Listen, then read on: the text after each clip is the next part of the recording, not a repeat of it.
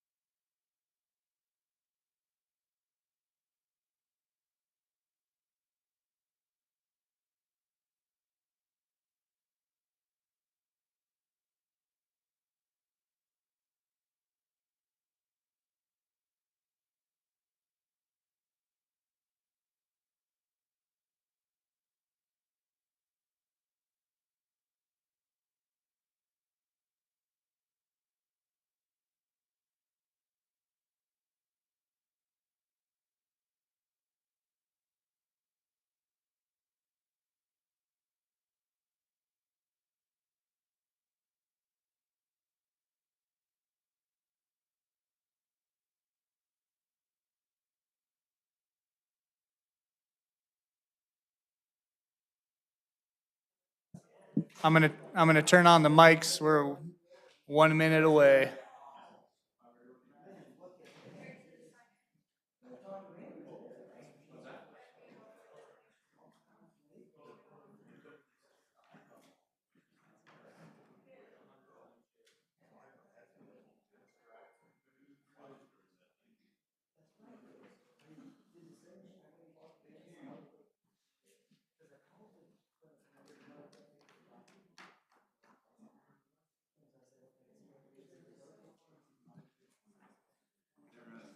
Mayor, it's 6 o'clock, so whenever you're ready. Okay. Okay, I'll grab one. Okay, it's 6 o'clock. I'm going to call this meeting to order. Would you join me with the Pledge of Allegiance, please? I pledge allegiance to the flag of the United States of America and to the republic for which it stands, one nation, under God, indivisible, with liberty and justice for all. Can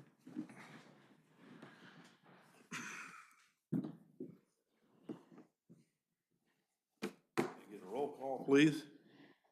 Mayor Rao, Here. Councilman Rao, Present. Councilman Hunter. Here. Councilman Laveri. Haven't heard anything from him. On there yet? No? Nope, I don't see him. Councilman Fitzsimons. Here. Okay, are we in compliance with our open meeting laws? Yes. Public comment. Do we have any public comment related to anything on the agenda tonight? Anybody online? No? Mr. Franklin? Okay. Consent agenda. I make a motion, we approve the consent agenda. And I'll second that. Okay, we have a motion and a second to approve consent agenda. All those in favor? Aye. Motion carries. Items for discussion, possible action.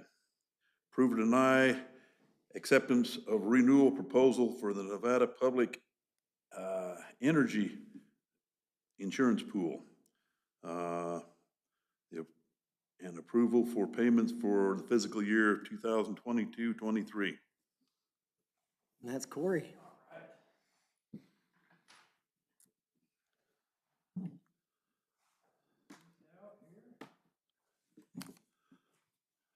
Got about 35 seconds. No claims, we get a big reduction, don't we? Almost. Just as a quick note, I've noticed in the recordings that we're getting further and further away from talking into the microphones, and it's really difficult to hear. So when you speak, if you wouldn't mind making sure you're in the mic, that would be super helpful. Test, test. Okay.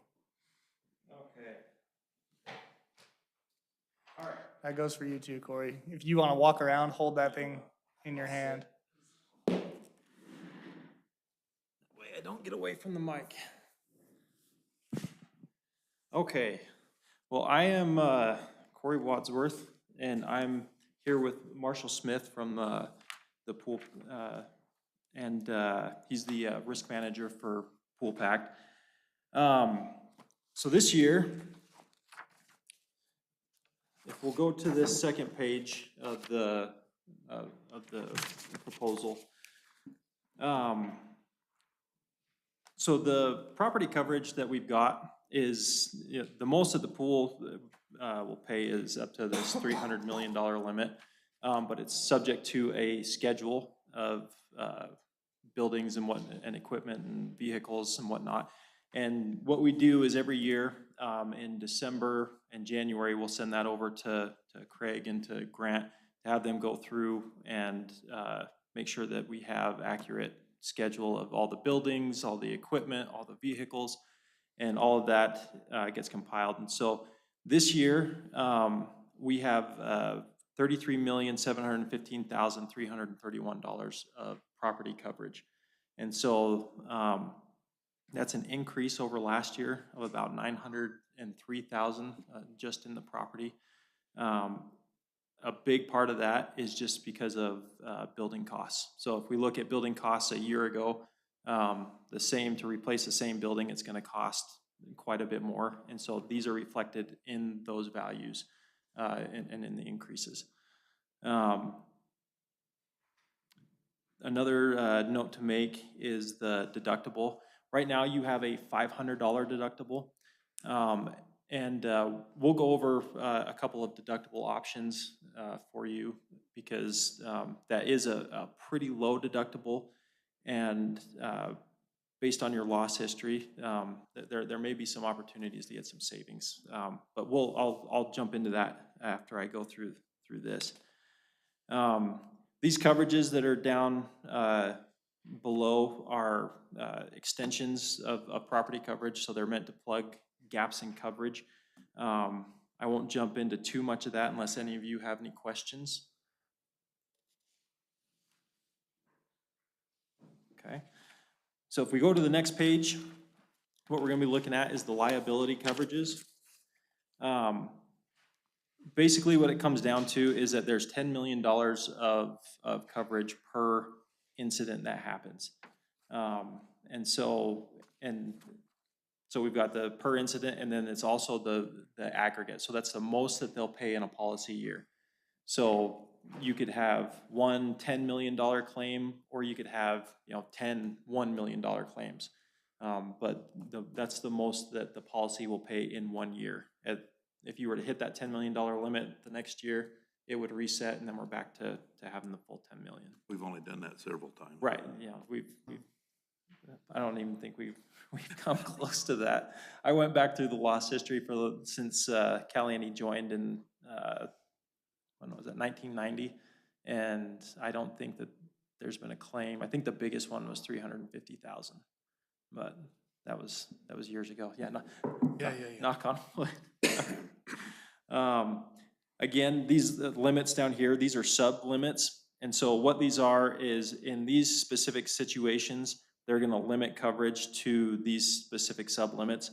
So, for example, weed spray, if they were spraying weeds and it got into someone's property or crops, or, they're spraying next to someone's field, the most that they would end up paying is $250,000 for that kind of an incident. But any questions on any of those? Okay. On this next page, we're gonna be looking at the cyber risk coverage. And so what this is that, and this is a relatively new coverage. Anyway, what it is that the city has personally identifiable information on people that they store here. The city also uses computer systems to run the day-to-day operations. And so what this coverage form does is protects from liability from those two different things. So if there's a breach where personally identifiable information is leaked into the public, what this policy is going to do is it's going to come in and pay for forensics. It's going to pay for notification costs. There's mitigation. All those types of things are going to be included in this $3 million limit. And then again, there's these sub-limits that are applicable to this. So any questions on that? What's the retroactive date of July 1st, 2013? So what they're doing is they will cover any event. So say something happened back in 2010, for example. They're not going to cover that back to 2010. And so back to 2010, we just find out about it in 2022. They won't cover it back to them, but anything from July 1st, 2013 till now, they will cover. And so, because cyber events, sometimes they take a long time to discover that there was a problem. Usually it's about 6 months someone's been in there for 6 months before you find out that they've been in there. Sometimes it can be years before you find out that there was a breach. And so what that's doing is that's how far back they'll cover, is back to that July 2013. Thank you. Now, we had that gentleman here today and yesterday, and that's from the pool, finding out our risks, right? Yep. Okay. Yeah, and I'll jump into that too. But that's Tony Rucci, and he did I think it's called a passive network assessment. And anyway, yeah, and I'll jump into some of those things that they do. It's all aimed at trying to mitigate these situations so that they don't ultimately end up having to pay out that $3 million. So, but any other questions on the cyber insurance? It's very exciting, cyber insurance. This last page here is the environmental liability coverage. Again, this is similar to that weed spray incident. Chemicals, the city works with chemicals. There's things even along the lines of sewage treatment, the chemicals that are used in those situations. If those things are leaked or fuel or anything like that, it's different than a normal claim. There's remediation costs, there's cleanup, all that kind of stuff. And so this is a separate coverage form subject to these limits and deductible. And so any questions on this? Okay. All right, so that's more or less basically the coverage. Like I said, the property we renew annually, or we review annually. I think it was 2 years ago, we went and went through the assessor's website and went through all the properties that were owned by the city of Caliente and made sure that they were on our list. About 4 years ago, I don't know, it was right before you came on, I went out with Jerry Carter, and we went and visited each one of the locations to make sure that we had all of them on the schedule. And I don't think that there's been much in the way of acquisition since then. But we do try to make sure that we have everything listed, and that's why we do those annual updates to make sure that we're not leaving anything off that needs to be on there. This next page, this it shows the structure. This is just to give you an idea of how the pool works. Because this isn't like a normal insurance company where, you know, you pay your premium and they dictate. You guys are actually members of the board, and so you have a say in how this insurance company works.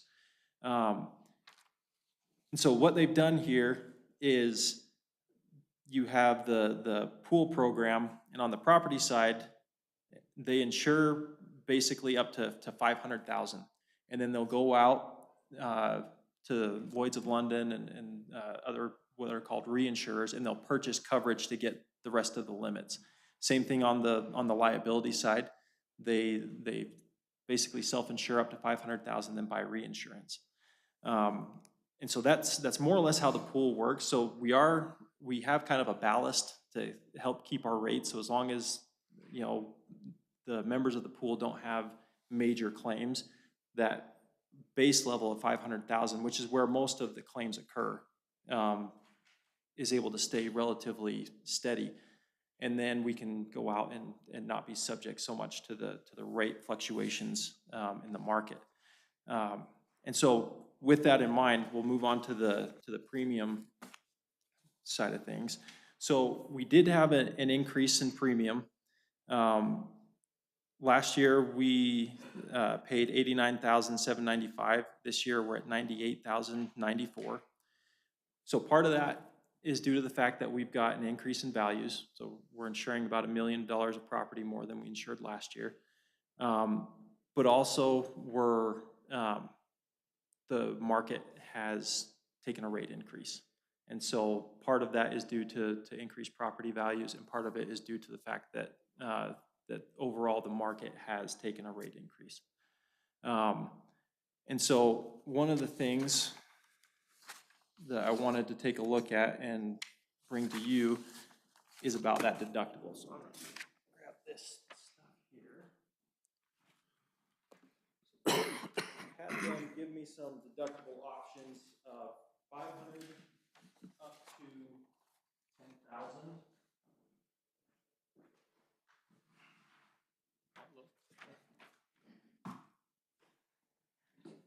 Oh, I should have handed this out too.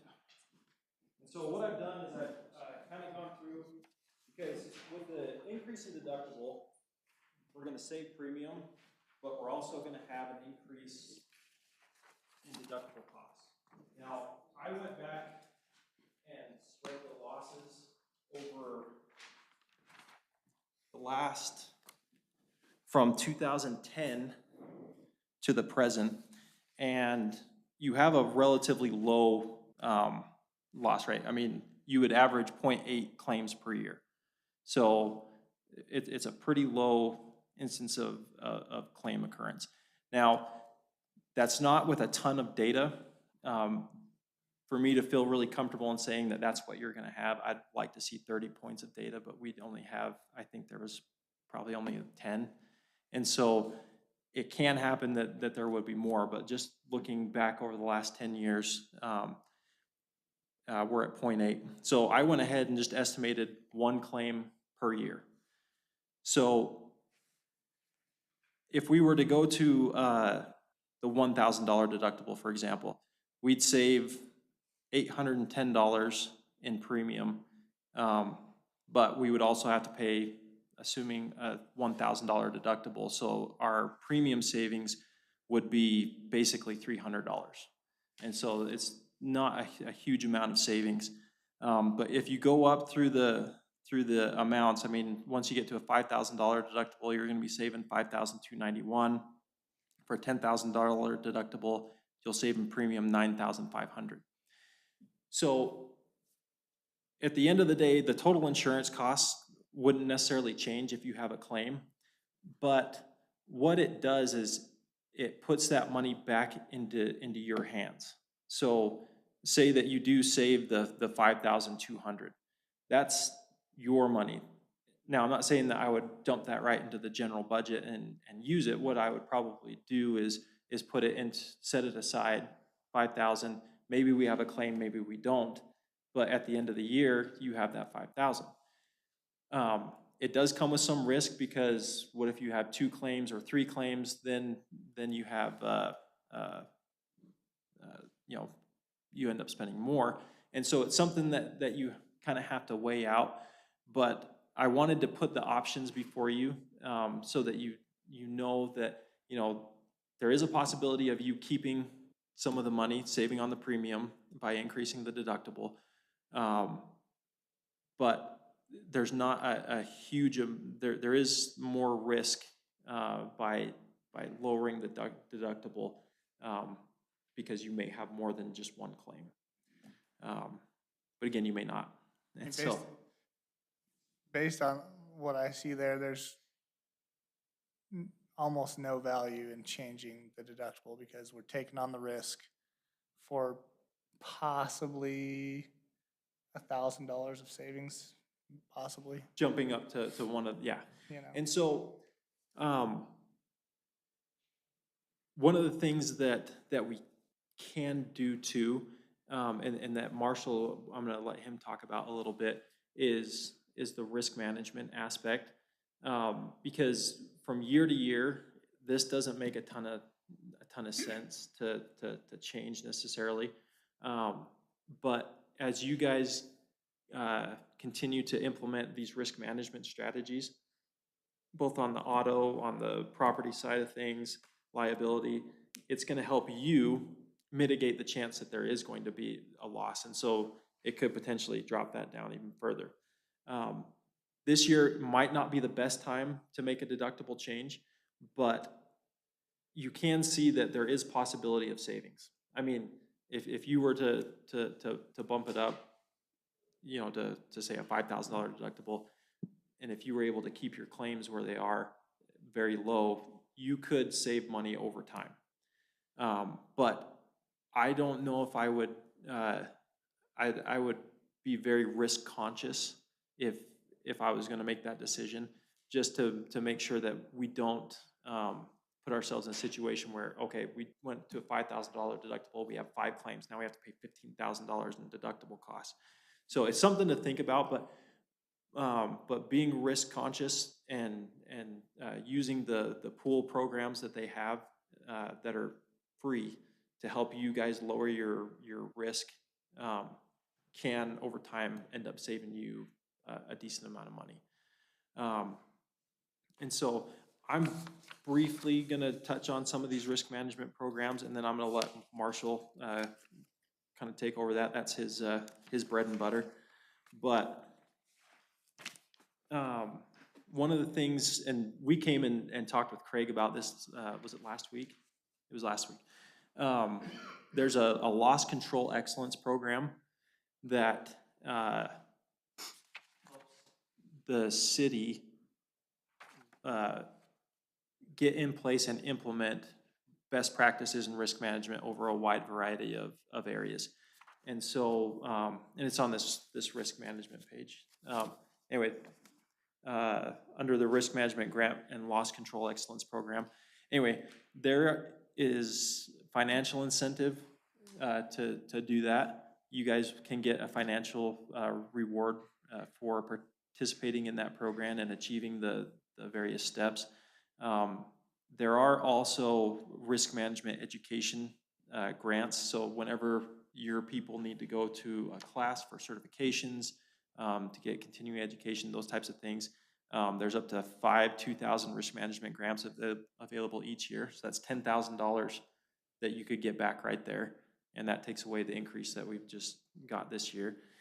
And there are loss control grants that help mitigate and eliminate risk to employees and liability. And so as you guys utilize those, I mean, I've got a report here that kind of shows what you've used so far. And in terms of the grants for the education, there was one back in 2020 for $417. And it was approved, but they never got the receipt of completion for them to refund that money. And so that money's just sitting there. And so it hasn't actually been claimed. But any classes that you guys have done, you could have been using this and gotten back. And then there's also, again, the risk management program, where anything that you're doing that, you know, improves safety, that improves, you know, decreases liability, you can put in an application for a grant, and Marshall will review that, and then you guys can possibly get money back on that as well, to a point where you can drop really what your insurance costs are. You can drop those pretty substantially just by participating in these risk management programs. I want to say we looked into something like that, like getting a security system here through pool. Remember that discussion, was that? And then I think the depot restoration project kind of took center stage, and we weren't going to just rewire everything and put up security systems if things were going to be done anyway. But Right. that's kind of where you're at in this ballpark here. Yeah, yeah. And so anything like that, you can get a hold of me, and I can help walk you through that process. Marshall's always available to go through that. And it's a relatively painless process to do. And Marshall, like I said, he'll hold your hand the whole way through it. And we've been communicating with Craig and talking to him about all these programs and stuff so that he's aware of them. And he's been really responsive in, you know, looking into these things. And I know that, you know, you just participated in that program with Tony Rucci. You know, that right there is, that service is valued at about $18,000 to have someone come in and do that type of a passive network assessment, and it's all included in the deal. So anyway, I'll turn the time over to Marshall. He'll go a little bit more in depth into that risk management aspect of things.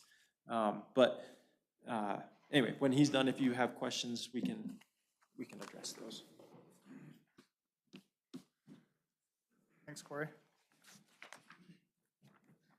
Thank you, Marshall Smith, for the record. I am the risk manager for Pool Pact, and I'm glad to be back in Caliente.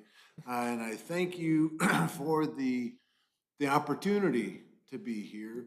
And what I have been doing recently on these renewals and you know, going out and seeing members, this is the best part of my job. And there's a lot of good parts of it, but this is about the best. And what I've been trying to do and remember to do also is take a minute to thank you, board members, trustees, council people, town boards, for your service. Because we know it's a tough job. And I don't think you get enough credit for the time you put in.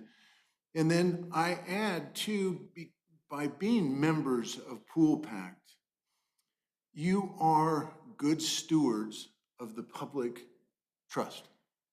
Because this money, you look at your premium and you say, well, we got an 8%, 9% increase here, but you bend that over the increase in your risk, almost $1 million, and then so you pay that premium, and that premium doesn't go to Chicago or New York, or that goes into the pool.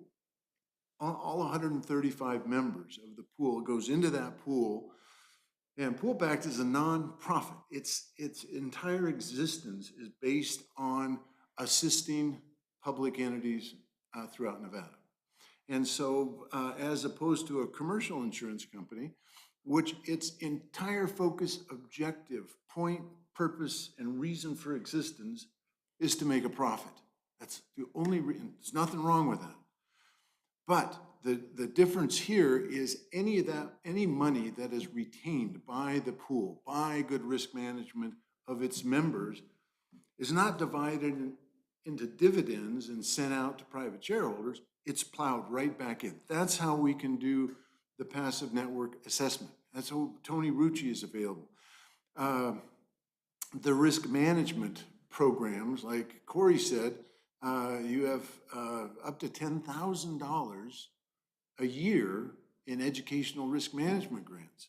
So that's where this money that is retained is funded right back into this. And a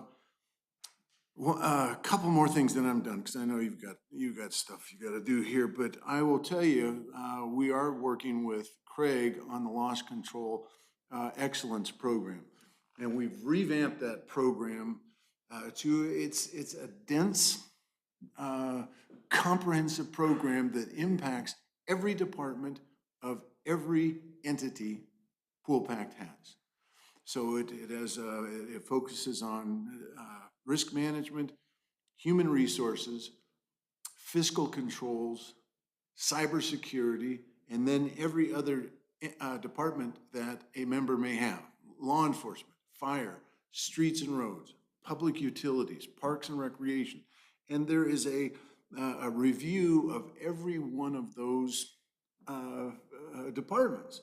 So if I was an elected official or someone in Craig's position or board member trustee, I would feel I'm elected to look at each one of those departments and see how they're functioning and make sure they're functioning adequately. This program, if a member achieves this program, the Loss Control Excellence Program, I could have high confidence that my departments are following best practices. And Craig has been proactive in this and following up with this program. And that's critical. It really is. You have to have someone that can appreciate the importance of that to move it forward. So I want to really point that out. I really appreciate that, because it's a lot of work. It's the Loss Control Excellence Program. It's not the Loss Control Average Program. So that's all I have. If you have any questions about the pool, I am always standing by, ready to do whatever I can. So. Tell Wayne hello for us. Yes, sir, I will certainly do that. Thank you very much. Marshall? Any questions? Any questions for these guys? None for them, but what did we budget in the budget for this year as far as, did we factor in the increase of the 10 grand on the budget? We factored in an increase. I couldn't tell you off the top of my head what the amount was, but it should have been close to that. Yeah. It should have been close, because I think we were factoring around 10% increase. If that's the case, it would be covered almost. Okay, so we've budgeted to have the low deductible and. Yeah, we didn't budget for any change in the deductible. And like I said, Straight across. or you can tell me I'm wrong, I just don't see any purpose in changing. It would increase our risk for truly almost nothing, almost no dollar savings if we had one incident. If we had none, then it would save us. And if we had none for 10 years, then we would save $10,000. But you're taking on the risk of having multiple occurrences, and you're paying a significant amount more for those. So I'd move for approval. I second that. Okay, we have a motion and a second to approve the,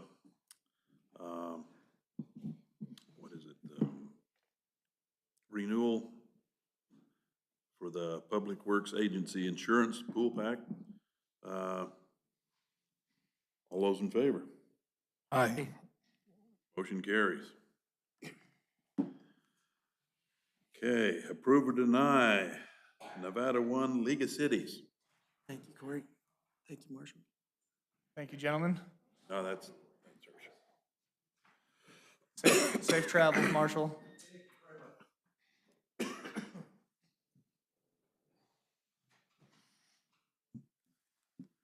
Hello, for the record, my name is Wesley Harper. I'm the Executive Director of the Nevada League of Cities and Municipalities. Thank you, Mayor, City Council, professional staff for this time. This is a discussion about Caliente's support for the One Nevada plan. I was here, I would say about a month or two ago, and I explained, I think, the history of the league, how we arrived at the One Nevada plan.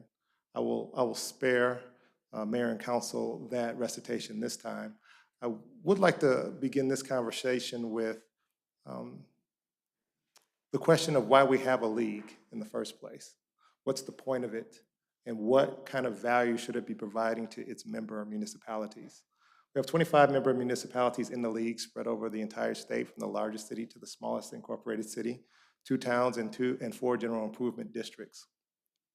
The answer to the question of why we have a league was basically answered by the members themselves. We took a survey in October of 2021, and the members were clear as to what kind of partnership and what kind of contribution they wanted their league to make. And that became the basis of our strategic plan, which became the basis of this action plan, which is the One Nevada plan, which is built on 4 principles. 1, advocacy at the state and federal level, communication, as in bilateral communication, so that we could get real-time communication from each member municipality about its ongoing priorities, and for the league to be responsive to those priorities. It's about education, being able to create educational training programs, professional development, and orientations that raise the level of governance and sophistication of elected officials, professional staff, newly elected and newly appointed. The last piece is economic development. The league is in a position that it can take the lead on economic development projects. We have the expertise on staff, but there are regional development authorities and county development authorities and local development authorities. We find that where the value mostly resides is the league helping to optimize those relationships so that those economic development initiatives go smoothly and consistent with member municipality expectations.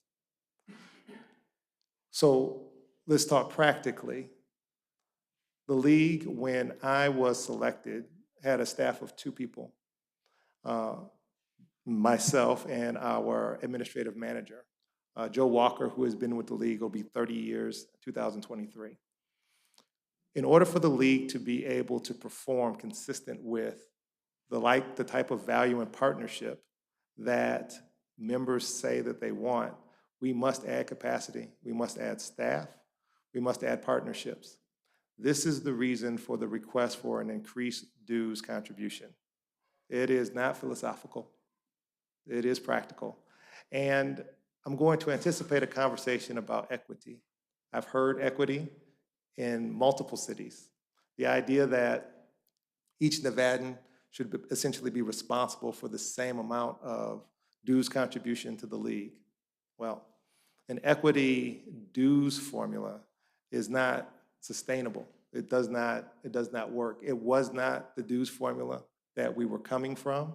It cannot be the dues formula here because the cities are of such differences in magnitude. If we had 10 cities, all with 500 people each, absolutely we could do equity. But that is not the situation that we have. So what we are proposing is a value proposition. It's the same kind of value proposition that you consider when you get ready to get on that flight to Hawaii.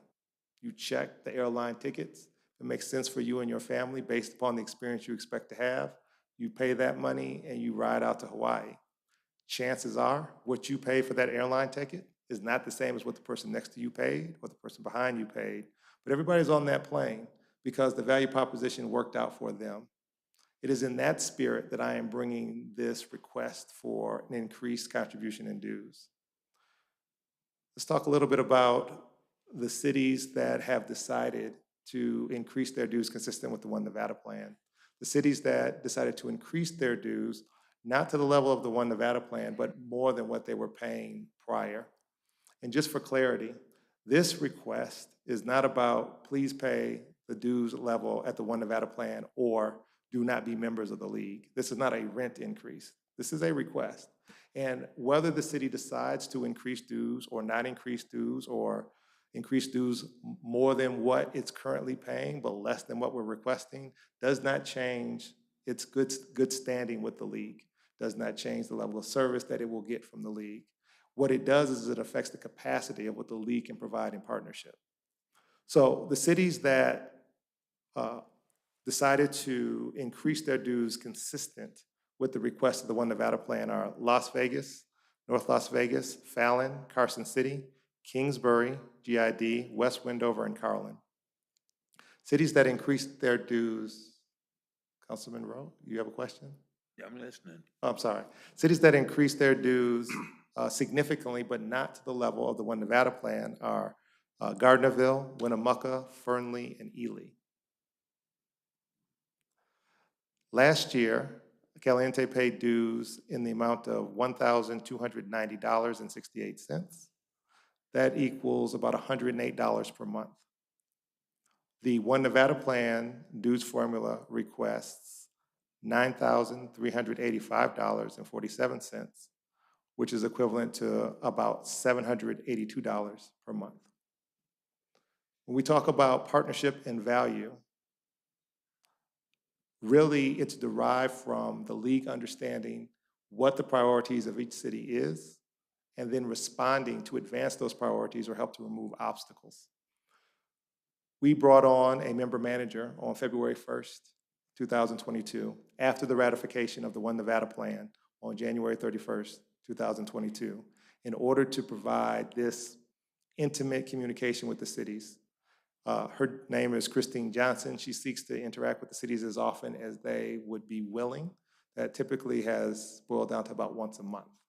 And in those conversations, she is eliciting what the priorities are. She puts out a report every month. And in that report, it lists the communication she's having with each city, the priorities for each city, what the league is doing in response to those priorities for each city. That does a couple of things. First, it allows the cities to know that we heard you and we are working on it, and this is exactly what we are doing. Second, it allows every city to see what the league is doing for every other city. And in those cases, there are times where cities see where we are performing for other cities and ask us if we can join in that kind of performance for them. A couple of stories about things that we have done just since our member manager has joined. We have taken up a collection of infrastructure projects from across the state. We have submitted those infrastructure projects to the governor's office for their endorsement. And with their endorsement, we are submitting them to the Porter Group. The Porter Group is a powerful federal lobbying firm headed by John Porter, who is a former longtime congressman from the state of Nevada. They have strong relationships with federal agencies and members of Congress.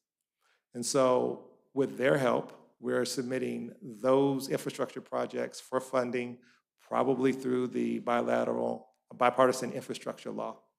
Also, City of Elko is struggling with maintaining their air service, their commercial air service. They asked us to help. Right now, we are convening with North Las Vegas, the Reno Tahoe Airport, State of Wyoming, the Governor's Office of Economic Development, as well as the City of Elko, as well as AHA Airlines, which is based out of City of Elko, in order to create commercial air service between Reno, North Las Vegas, and Elko.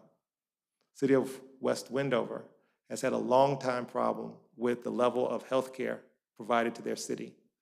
Healthcare is controlled there by Nevada Health Centers. They have tried for years to get the attention of Nevada Health Centers without success. They asked us to get involved.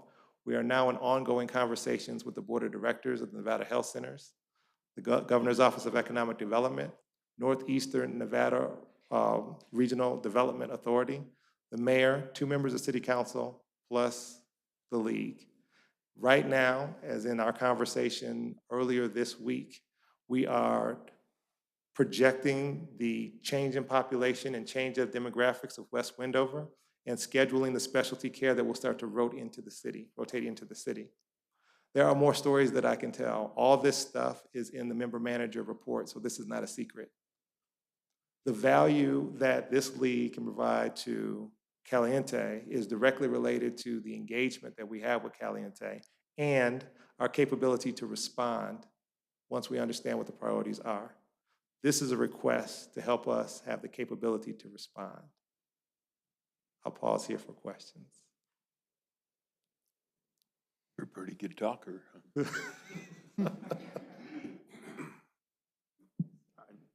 We need more I'm money. speaking for what, the knowledge that I have, that I don't think there's any question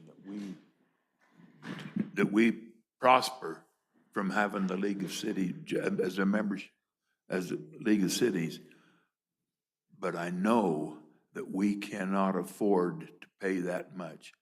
And I would like to recommend to the city council that we a little more than double our last year's dues for that and see if they will accept $2,600 a year instead of the $1,500 that we had before. We will accept whatever the city wants to contribute, Councilman. Well, that's my recommendation. And then maybe next year things might be a little leaner, but they're tough right now, just like they are in the county. You mean fatter? Not leaner, but fatter next year? Anyway. I think he's probably right, though. Leaner might be I where get we're it, headed. yeah. Just so the council knows, I was at the League of Cities retreat, summer retreat last week in Fallon, and I'll tell you more about it during my report, but there are definitely some good things happening. The member report that Mr. Harper mentioned is vital because all of a sudden you see what another city is dealing with, and up to this point, we've just had those roundtable discussions at our conferences. You know, I know 2 years ago when we went and we were talking to the city of Carlin and some of the same issues, and this keeps everybody in the loop, and I feel that, you know, along with Councilman Rao, it's important to be part of the league and giving us a voice down here in Caliente, more at the state level, and as he was mentioning, some of the members, they all asked about Mayor Rao and Councilman Rao, and so they know you at the state level, and even Joe had not heard about former Mayor Victor Jones, and because she'd known Victor for all those years. So I do agree that we do need to stay in this. I feel we need to pay more than what we have been paying, for sure. It is an issue, though, with budgets. In talking to some of those people, different cities, different mayors last week, everybody's facing some of the same problems, you know, budget issues and hiring issues and lack of affordable housing and all that kind of stuff. So we tend to think we're just some small town or city on the radar, but we share a lot of similarities with Elko and Fallon, even though they're larger entities as far as population. So I agree with Councilman Rao, we need to pay more. I talked to Craig, I think, could we pay this out of maybe even the licensing fund? What are the issues on our licensing fund? We Yeah, I can't mean, pay it to pay off debt, we can't use it to pay off debt or raises or whatnot, but could this be something we pay that out of? Or did Councilman Rao, you have something in mind how we're gonna pay for it? Yeah, so the council can decide to use that fund for whatever they want. I think the main issue is if that's what we're gonna do, that's not a revolving True. revenue. True. Source. And so eventually that would just deplete and then we'd be looking for it somewhere else.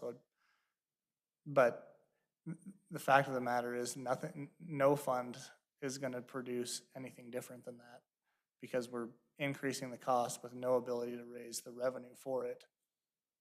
We're just gonna have to choose to take that cost on. Unless, because of this change, we want to try and increase some form of revenue somewhere. But it would have to be a new source. Any ideas where we can generate those funds?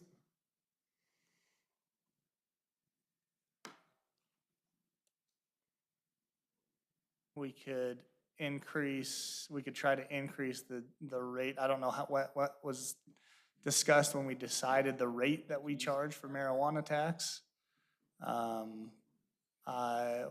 You know, I'm just gonna throw these out there, right? This is not my feeling or what I want, but room tax is something that we've discussed that is at the discretion of the board.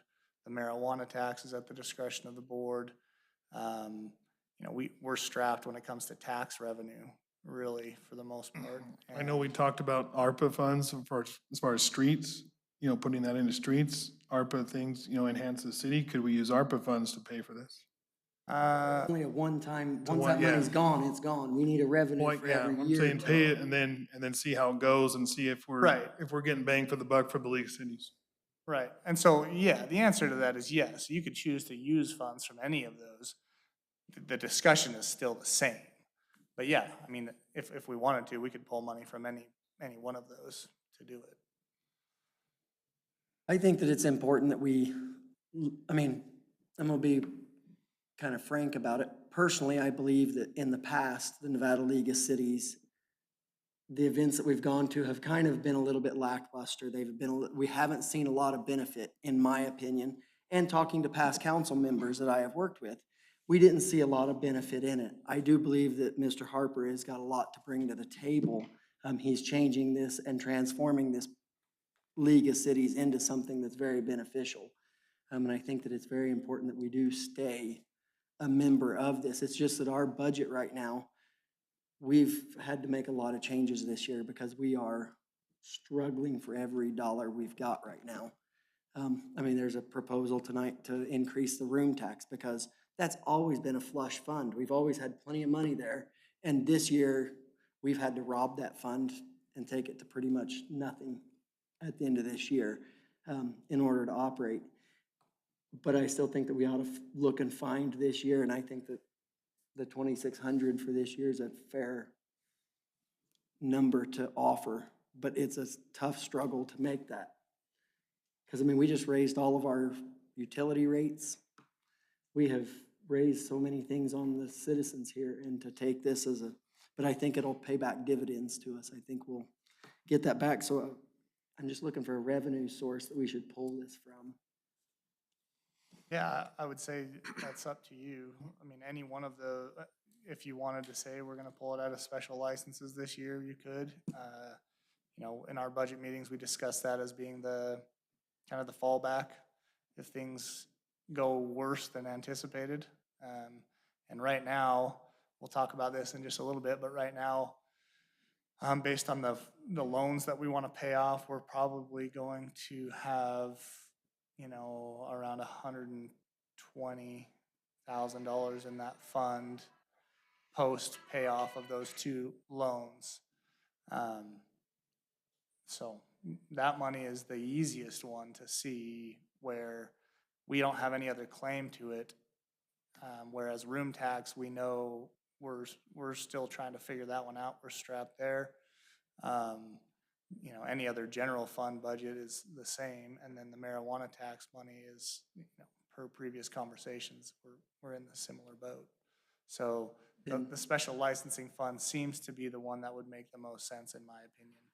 Well, with the agreement that we take it out of there this time and then see, like what And next then year make a happens. continuing revenue source for it, for the continue. So I make a motion that we pay 2,600 this year out of the special licensing fund and then budget it in for next year to find a revenue source and see what we can budget for next year to come in line with the One Nevada plan. I'll second it. Did you state the amount? Is that? Yes, 2,600. 2,600. Okay, we have a motion and a second to increase our League of Cities dues to $2,600 a year. With that money coming out of our, what is it, our Special license fund. special license fund. All those in favor? Aye. Motion carries. Thank you very much, Mayor, Council. Thank you, Wesley. Thanks, Wesley. You ever thought about running for office? That's how he got where he's at. Yeah, before Wesley, League of Cities, BW before Wesley, like I we were would've- talking about, but this guy is transforming it at an incredible rate. I would have never supported it, but he is the reason that I said go for it. I think he's doing great things. Agreed. Okay, we'll move on. For discussion, Lincoln County Commissioners' presentation on Lincoln County Regional Transportation Plan. Is that you, Mike? You're up.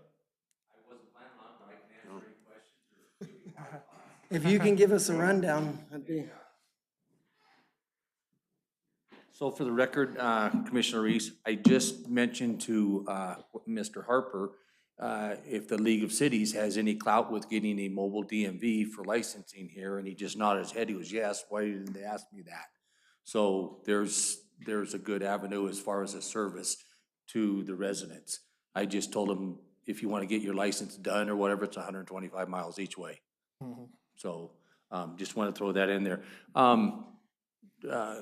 Councilman Rao came to our commission meeting. We're currently looking at a couple of things. We're looking at the feasibility of putting a gas tax on diesel. Back when it was done, diesel wasn't even around, so to speak. So I can't blame the forefathers for not including that in that, but ever since that county gas tax went into effect, the only people that are paying that are people that fill up with unleaded and premium. So the people, myself included, that got rid of the gasoline truck and went to the diesel truck, you lost that revenue source. I get away scot-free now because I don't have to pay that gas tax. We pay a state gas tax, but we don't pay the county. Our road department for Lincoln County, 100% of their funding is gas tax. Not a penny comes out of general fund, nothing comes off of property taxes. A lot of people think I pay taxes, how come my roads aren't better? Stuff. In Lincoln County, we do not pay taxes, property taxes towards the road department. So one of the things that started this, as with you guys, we've all seen what the price of gasoline's done. Well, guess what? If it's oil-based, our products that we use to do the roads and stuff, some of our material we use has gone from $850 to a ton to knocking on the door to $1,200 a ton. We have no choice but to buy that, but we're gonna have to buy smaller quantities because we can't affect the revenue source. The gas tax is based on per gallon, not retail price. A lot of people don't know that. So with all of that being said, we look at the RTC, because the RTC in this county has allocated percentages of that gasoline tax, county gasoline tax that comes in, to each one of the municipalities, the Caliente, the Panaca, the Pioche and stuff. We would honor that and do the exact same agreement. That wouldn't change for any of the towns. We have some. Say that again. Okay, so the tax rate that's already been in effect of how much you get, what percentage, we'll use Caliente. I believe you guys get 11%, is that correct? 9 or 11% or something, you'd still get that. That wouldn't change for you as the county. What about if you imposed a diesel tax? Would we get a? Well, that's what I was gonna get to. So the only reason we're trying to do the diesel tax is to take care of our products that we have to use to upkeep the roads for the entire county. So it was never intended to put that into that pool, but as our district attorney has researched that and stuff, he says, because the gasoline tax goes to Sean Frainer, our treasurer, she then takes and allocates that to the RTC. Okay? Then the RTC goes to each one of the municipalities and says, okay, you have X amount of dollars, which we know is, 10, 12, 15,000, maybe if we're lucky, or maybe less than that. And so most of us have had to bank that to try to get a significant amount of money to do a major project. That would still be the case, where what we would do is under the road department itself, because the money ends up coming back to the road department because the road department does the majority of those projects, unless there's concrete involved. They still could, but that gets subbed out. So we cannot move forward with doing anything as far as removing the RTC if Caliant does not approve it. It's a done deal. Everything stops. So we are paying some overhead. Well, when I say we, it's coming out of the money for the gasoline tax. It's only $150, $200 a month to Ms. Rudder, who's, to my knowledge, has been doing a good job with it, keeping you guys informed. We're not trying to do it as a reduction because eliminate that, but we have some duplicate government entities going on, such as the money moving back and forth, and we, the people, aren't getting to see a whole lot of benefit of that. Whereas if we create a department underneath the road department and have an interlocal agreement with each one of the municipalities, you could come at any time, not once a year. It's like, hey, I got my paycheck in there now. I can go buy that whatever I wanted. You guys would actually control that because you as the city council would say, hey, we've got what, 30,000 in there now? We just got a project that came up that's 15,000. We've got the money in there right now. We could make it happen today. You could start the ball rolling doing that. That's one of the things you do, because otherwise you'll wait once a year for the RTC, but they try to. I think we No. do have the access to those funds. Do they give it all to you? year. Okay, don't okay, I have stand, that. I stand corrected We then. don't have to wait until once a year. If we get a project and want it, we just notify them to put it on the agenda, and it goes before the board, the RTC board. Okay, so that would be eliminated because you control the money. It would be the same as you pulling out of your own account when you just talked about doing the League of Cities. You have an account right now readily available that if you wanted to choose to take it out of that one, you could, or whatever ones. That was one of the benefits, that you don't have to put it on an agenda. So Mike, can I ask you a question? Sure. So you stated that initially the idea was not to spread the diesel tax around like it is with the gas tax. That is correct. And would that be part of the interlocal agreement that you would still be seeking to do that, to not distribute any of the diesel tax? Or would we be looking to incorporate the diesel tax at the same rate that we have the fuel tax? Okay, so to answer that, I'm speaking for me, not for the county commissioners. But the answer to that is yes, because it's we, as a road department, have to pay for that material 100% up front. We don't get to spread that out over the other. Well, but we take care of our own roads here. Yes. In the So county, if it goes all to the county road department, we still don't see it. and so the question comes up then, why would you need it? This is me asking those types of questions as I have to cast my vote. But let me back up. There will be no vote if you guys are not in favor of dissolving the RTC and putting it under the road department. If we do not dissolve the RTC and you impose a diesel tax, wouldn't that be just as good for you guys? In a way, yes, but we're still losing some value because we're paying the RTC to administer something that we are already paying to administer for our road department. So you're paying that. Granted, it may be a small fee, but you guys know in the lean times right now, we're trying to find a few bucks.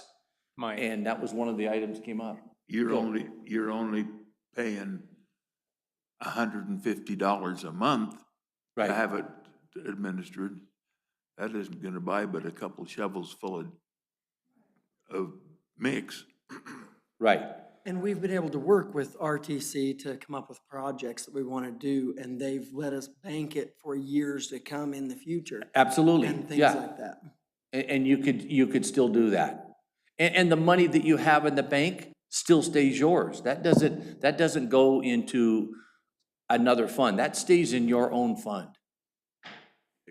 I have a question. I mean, we obviously have a gas station here in town that sells a lot of diesel fuel. Probably not the busiest one in the county, I understand that. But it's a struggle for me to say we won't get any of that diesel tax and move that direction. And I'm talking to you guys, I guess.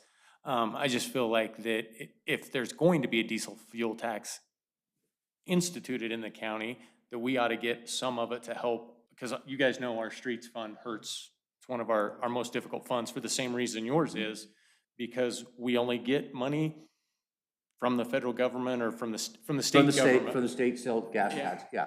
We only get that, and it's a small chunk to try and take care of all the streets we have here in town. So if you guys were gonna institute that 5 cent a gallon tax, I think Caliente should be able to see some of that. And all of that is 100% negotiable. I'm speaking for me, not for the board. I may be the only lone vote out there, but what I'm seeing is the huge, we've got a little over 3,000 miles in our county that our county roads have to maintain. The state only recognizes about 2,700 or something of that. And in that, we only have about 70 miles that's paved. So the majority of our work that we have to do is, as we know, the grading and the watering. Well, when you're gonna grade, you still gotta go buy some of the dirt and put back and stuff like that. So in order for us to go do the job, other than buying the diesel fuel to operate the equipment, we still have to go buy material, whereas if you had a paved road, okay, you might fill in a few potholes and stuff, but it'd be more of a cleaning, and we don't even talk about a cleaning service. So, I mean, so Mike, am I hearing this correct to restate it a little bit? Basically, what you guys are wanting to do is dissolve the RTC completely, but the county would operate a program similar to the RTC. yeah, I don't think there's any problem with the program that RTC has been doing. I'm saying for myself, why would you change that? Because it has worked. I mean, each town has gotten projects that they've needed. They've been able to bank their own money, and, you know, I'm in Panaca, and, you know, we've got some flood control stuff in there. And the difference is we can act faster, because if you guys came to us and said, look, we got a project we need to do, okay? And most of the time, it's contracted out to our road service, unless it's concrete. We could jump right on that, put that, we as a commissioner get control of that, because we control the work schedule for the road department, if and when that needs it. Otherwise, we just let Shane do his normal priority list. So I have another question for you. Just you saying 9 to 11% was what we should be getting somewhere in So that range. yeah. Or it's just a rough idea. We've got 4 communities, Correct. so we're talking 44, 45%. Where does the other 55%? That's a good money go? question. I don't know the answer to that, because there's gonna be an RTC meeting tomorrow that I'll be on, and that's one of the questions I have, because as you do that math, you're going, wait a minute, you've got Alamo, you got Caliente, you got Panaca, and you got Pioche. Where's the rest of it going then? Well, I'm assuming the rest of the county. Yes. Well, I mean, we still take care of Ursine, Rose Valley, Absolutely. Rachel, all of that stuff. Like I said, we have one of the largest amount of roads to maintain in the state per county. I think we have. Wendy, did you want to comment? Deal here. I can help you a little bit with that. The percentages right now that the RTC has had to apply to each town is required by statute, because we didn't have a regional transportation plan in place, which has come about over the last several years. Before that, we always did just an automatic $10,000 a year at the beginning of the budget year, which is July 1, and that goes into their fund to be able to use the other funds that they've banked. And we did it to the unincorporated townships, each one, because that's what we're required, the unincorporated in the city, to fund. And then there are the outlying areas that the road department takes care of. And we have given them hundreds of thousands of dollars, probably almost like $400,000 over the last several years for projects for Eagle Valley and Rose Valley and Mount Wilson and Rachel, all the places that don't have a town board to come and ask for a project. So when you're asking about where did those that extra fund, we budget on the fuel tax we believe we're going to get, and then we have to do the percentage of the percentage of the assessed valuation of that town against the county, and so that's where we come up with the the 9, the 11%, you know, those percentages. That's where that came from. That came from the assessor's office and directly from the DA's office. They figured out those percentages and gave them to us. Now, once the regional transportation plan is done, then it will go back to, most likely, to a fairer distribution like we were doing before. And what, so you're asking, where did the rest of the money go that goes in? It goes into the services and supplies for emergencies, for things like the $197,000 that we gave to the road department this last fall because of the Echo Dam problem they had up there. So we always retain a small, we don't budget it for each each community, each township, the city. They have their own banked money, and the money we give them every year, but the rest of the money sits over in a pot waiting to be used. And we had, like, City of Caliente came in for a project at one time for $69,000. They needed an extra $53,000, and we gave them that money. It's not like anybody that can't get their money, anybody that wants it. And our meetings happen as soon as someone asks, like Toddy said, if someone asks for a project, we immediately have a meeting. I have to have a minimum of 3 days to get it posted. We have that meeting. I immediately send the next day to the grants office. She pulls that money straight out of the RTC fund. It goes into her grants fund. And as soon as the project is finished and they bring her the receipts, they get all that money. So it's not like it's a big process to go through. It's just as quicker than having to go through, but through, like it would be to go to the road department. And having said that, the road department historically has not done any of the projects that these towns have done. They have never done any of these projects that the towns have done. And they wouldn't have been able to do these projects without the funds that we provided. Now, RTC is required, and even if they decided to dissolve it, the Highway Commission would also be required to, I'm sorry, I've got a really dry mouth, I'm sorry.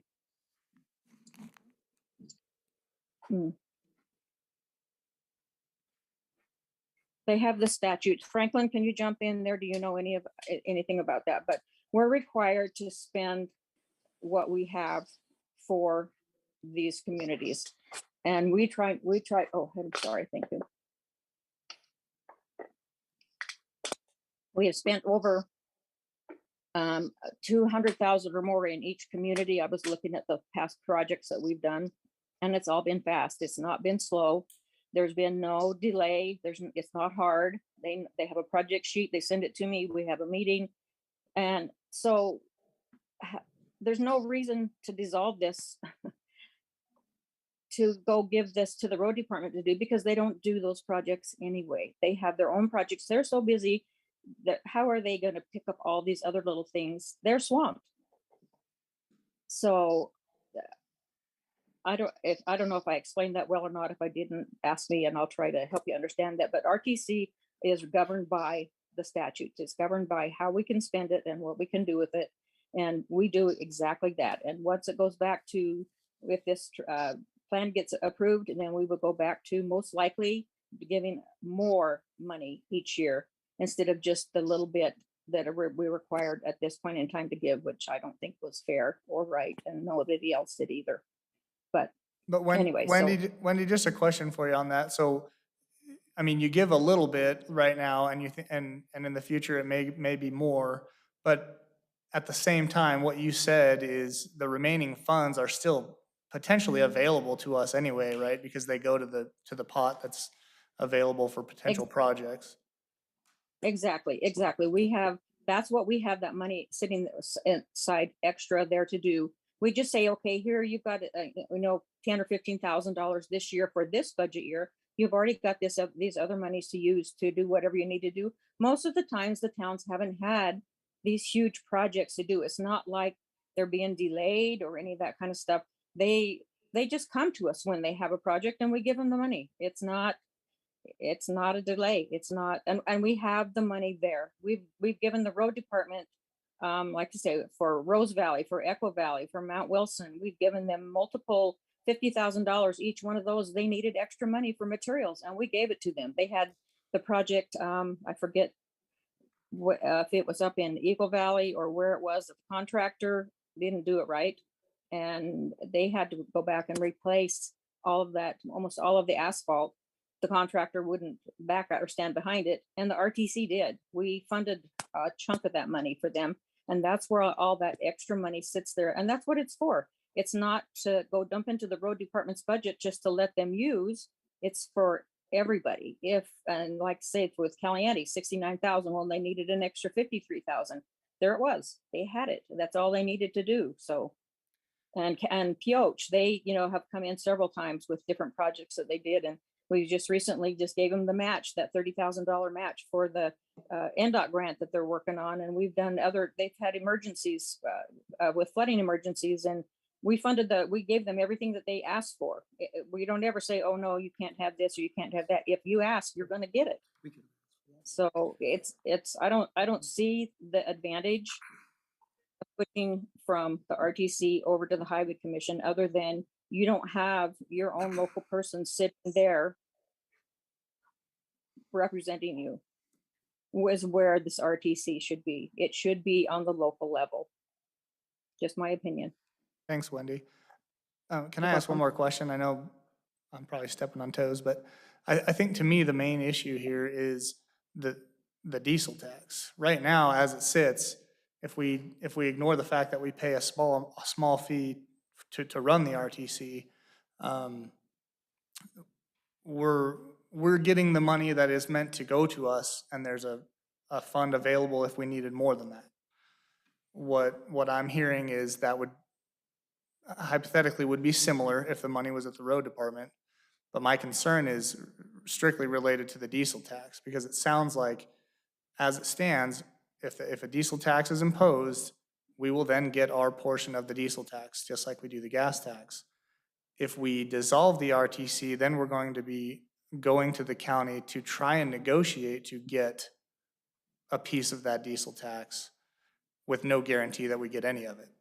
Is that true? We would, like I prefaced earlier, we would do an interlocal agreement to start off with anyways, and all of that. So basically what Prior to dissolving the RTC, I mean, we couldn't really do that. That's what I'm saying, is we would be taking a leap to say, well, we hope that we get the agreement that we would want. Yeah, it would be part of the fact finding. This is an exercise in finding out, is there a flavor for it? What are the benefits? What are the drawbacks? And we could still do an interlocal agreement. It just doesn't go into effect. So we would know ahead of time when you have to make a decision. Do we want to do this? Do we not? You have all the facts on the table. And I think that that's where this is going. And I know for me, because I want to get everything out on the table so that we can make the most prudent decision for the constituents of the county. And with the driving thing behind this is it probably should have been enacted a while ago, because we would have seen a benefit of it. Right now, we're playing catch up. I mean, we don't get any more, we cannot control the revenue source coming in, but yet we and you guys are getting hit with the raw product of what it costs, whether it's the type 2, whether it's chip seal, whether it's any of that stuff. With oil-based stuff, I don't need to tell you guys it's going through the roof. It is. We're going to start seeing a diminish in the quality and the quantity of our road department. I mean, motor graders went from 175, 200,000 to they're 350,000 now, with probably a couple year leeway of getting them. We just budgeted 2 of them for 2023, but we don't even know if they'll come in 2023 because of the supply chains. So we went ahead and get in. We locked in the price. We're not sure when again. We have one that we bought for 2022. We're not going to get it. It may be fall of next year if we get it, and that's one of 3. So I think I'm just trying to steer it back, I guess, to the issue for the city of Caliente, which is if we decide to get rid of the RTC, we're putting the risk on ourselves to say we're going to get anything out of diesel tax. And I don't know that we won't. I mean, I don't have no say. I'm just I think that's what we're trying to decide here. in an open negotiation, you guys could actually do a proposal. Look, we can get rid of the RTC if we get this, this, or this. So that's why I say this is just a fact finding. What's the flavor? What does everybody want to see? I mean, we all, as the county, we want to see, we don't want to see us go backwards. And right now, we're doing nothing, we're going backwards because we're gonna have less and less stuff to do. But I don't think we necessarily have to go backwards by not getting rid of the RTC. You can still implement a diesel tax, and we just know what we're gonna get from it. And you're still getting the money from the diesel tax outside of what goes to us. And here's, and I'll throw this out there, the legislature set up when this passed, right now, we're only charging, there's a county tax on unleaded and premium of 5 cents a gallon. 4 cents a gallon goes to the RTC, 1 cent a gallon goes to, Wendy could probably too, I can't remember who it goes, but legally, we could go up to 9 cents a gallon. So we could impose another tax on gas. Do you really want to do it when it's knocking on the door to almost $6 a gallon? I mean, but there's the things that we're just trying to be creative and find out how can we do this and not go backwards. I don't know what that would do to what we receive from that going up to 9 cents, but I believe, again, that would still allocate more money to the city of Caliente with the way that it's set up. I don't know that that's true, but Wendy, is that the case? Well, let me just clarify this because Dylan has put out a memo on this, and he actually said this in the June 6th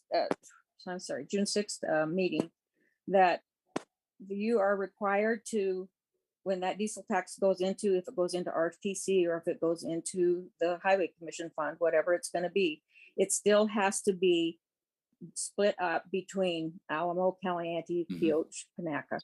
It has to be, and then whatever's left, if it needs to go to the road department, then you have to figure that out. There's no interlocal agreements happening here. This is required by statute. This is not any negotiating anything else. It is what it is. It'll be the same with RTC as it will be with, that it's supposed to be if it goes to the Highway Commission. Now, I heard the comments on June 6th, and I've heard the comments tonight, and that's not the comments that I had heard before that it should be. So apparently they have a different idea. But I don't see any point. I don't see that it benefits Caliente to do anything different than what we've been doing since 1987. It has worked perfectly. If the diesel tax goes into the RTC fund, it would be split up just exactly like all the percentages that's supposed to be done. And then the rest of it would be earmarked to go to the road department. So there's no benefit for you to switch over to the county, other than you still have direct local control over what's happening to the funds. I would encourage you to impose the diesel tax. It probably should have been done years ago, but I can see no advantage to the city of dissolving the RTC board. Okay. And that's basic where this is a fact finding, is see what is the flavor of everybody and the whys or the why nots, to let's actually throw everything there is out on the table. Nothing's off the table. Let's discuss every single thing that has to do with it. And for the good of the county, let's make the best decision we can make. But in order to flush all that out, we have to have these like this. And that's why I'm saying, I'm speaking on behalf of me, not the Board of County Commissioners, because we don't even have anything in writing.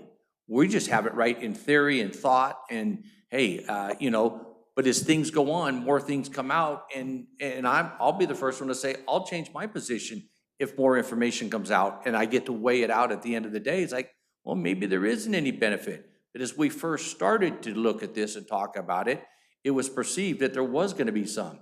But as we throw all of this stuff out on the table and we find out there really isn't, then okay, but we all got educated on it. And I think that that's the thing that most of us in the county need to understand is, why are we doing it or why are we not doing it? You said this is a fact-finding meeting, but on the next item on our agenda is an action item on this thing. But we can table that, it's just, and asked to have that put on. That was you guys wanting to. Right. To take a stance or do that. Yeah. Yeah, that came, so our attorney asked us to put that on there in case the discussion provided an opportunity to do anything with it. Yeah. And and We haven't been wined and dined enough. my concern is putting the diesel tax on there, is that we would be putting a burden on the ranchers. The majority of the ranchers, which is the large part of the county, that it would impact them considerably. You take 10 cents a gallon, they run 100,000 gallons. Well, they're using the red diesel and Yeah. that's probably won't be taxed. so part of my research that I've uncovered so far is of the diesel fuel that is sold in Lincoln County, 80% of it is going on the semis in Alamo because it's 30 cents a gallon more in Vegas. So they want to stop and top off whatever they can.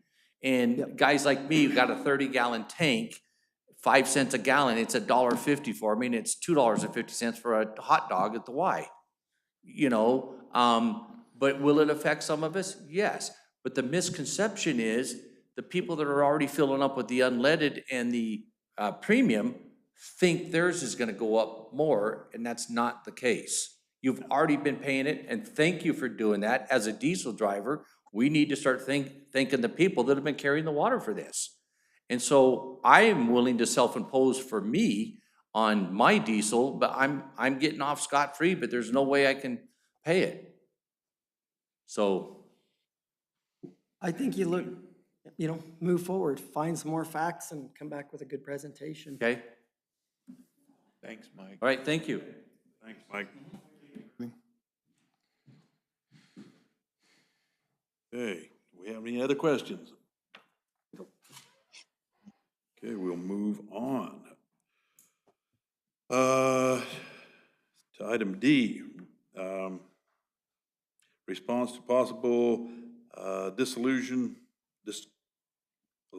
of the Lincoln County Regional Transportation. Dissolution. So we're gonna table that, right, Mayor? Okay, we're gonna table that then, Yeah, or okay, or just take it off for now?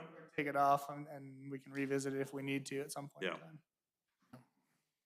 Okay.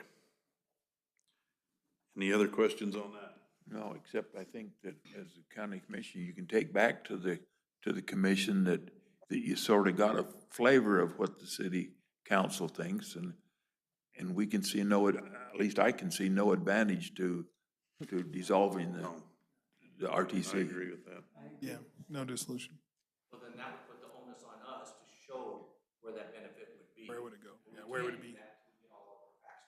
Right. Okay. Approve or deny detachment from city limits of a portion of APN 003-230-03, approximately 20 acres.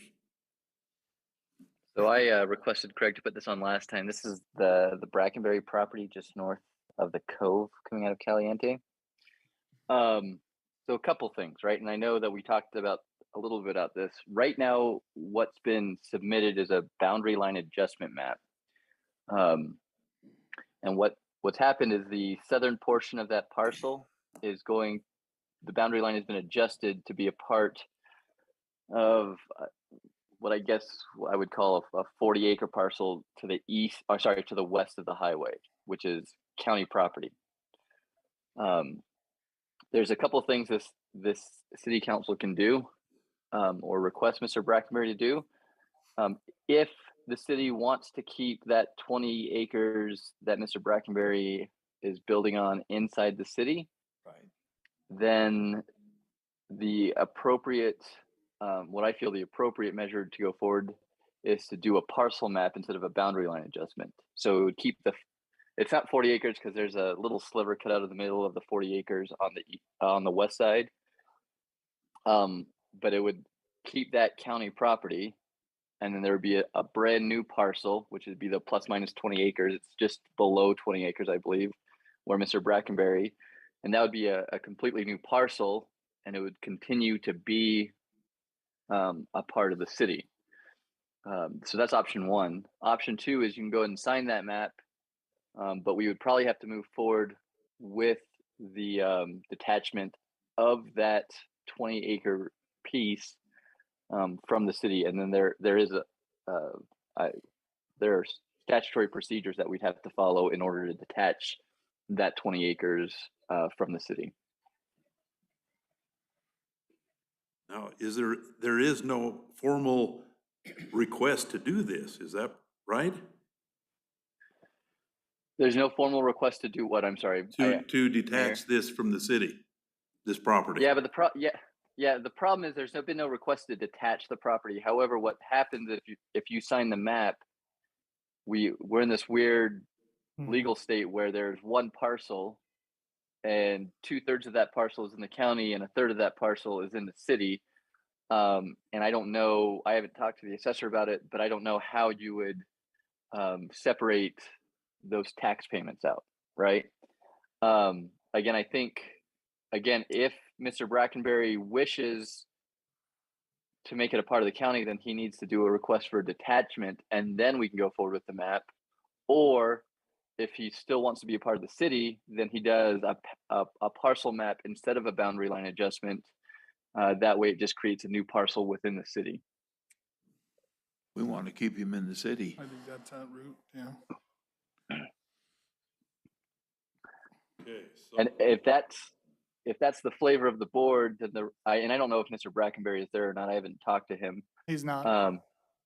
Okay, and then what we would have to do is we'd have to reach out to him, say that the city's not going to approve the map, and we would request that he do a parcel map instead of a boundary line adjustment. And if that's what the board feels, then motion in that regard would need to be made. Sounds good to me.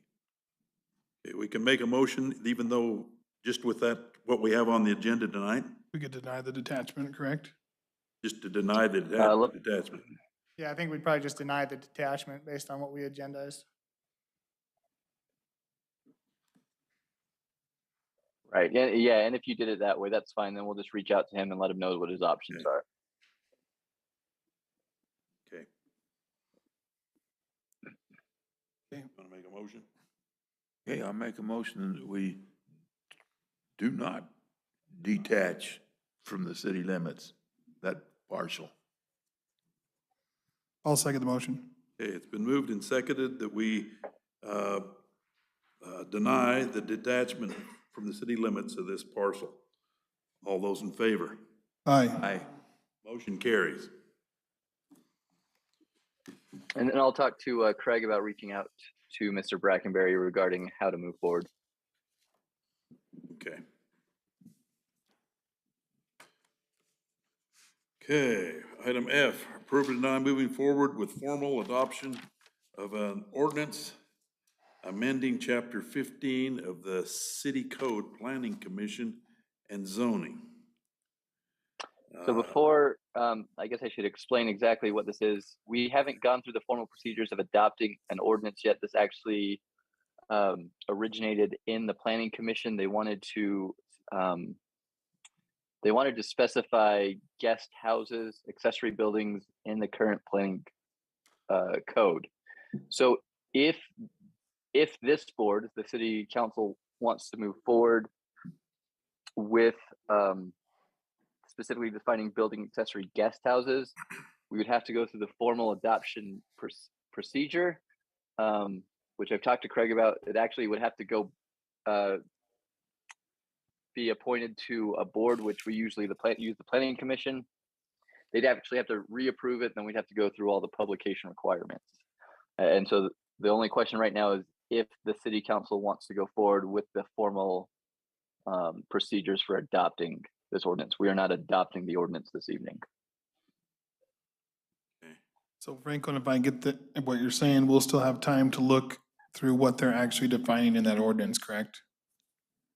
Correct, yes. So it would still be another couple months before it comes back before the city council for formal adoption.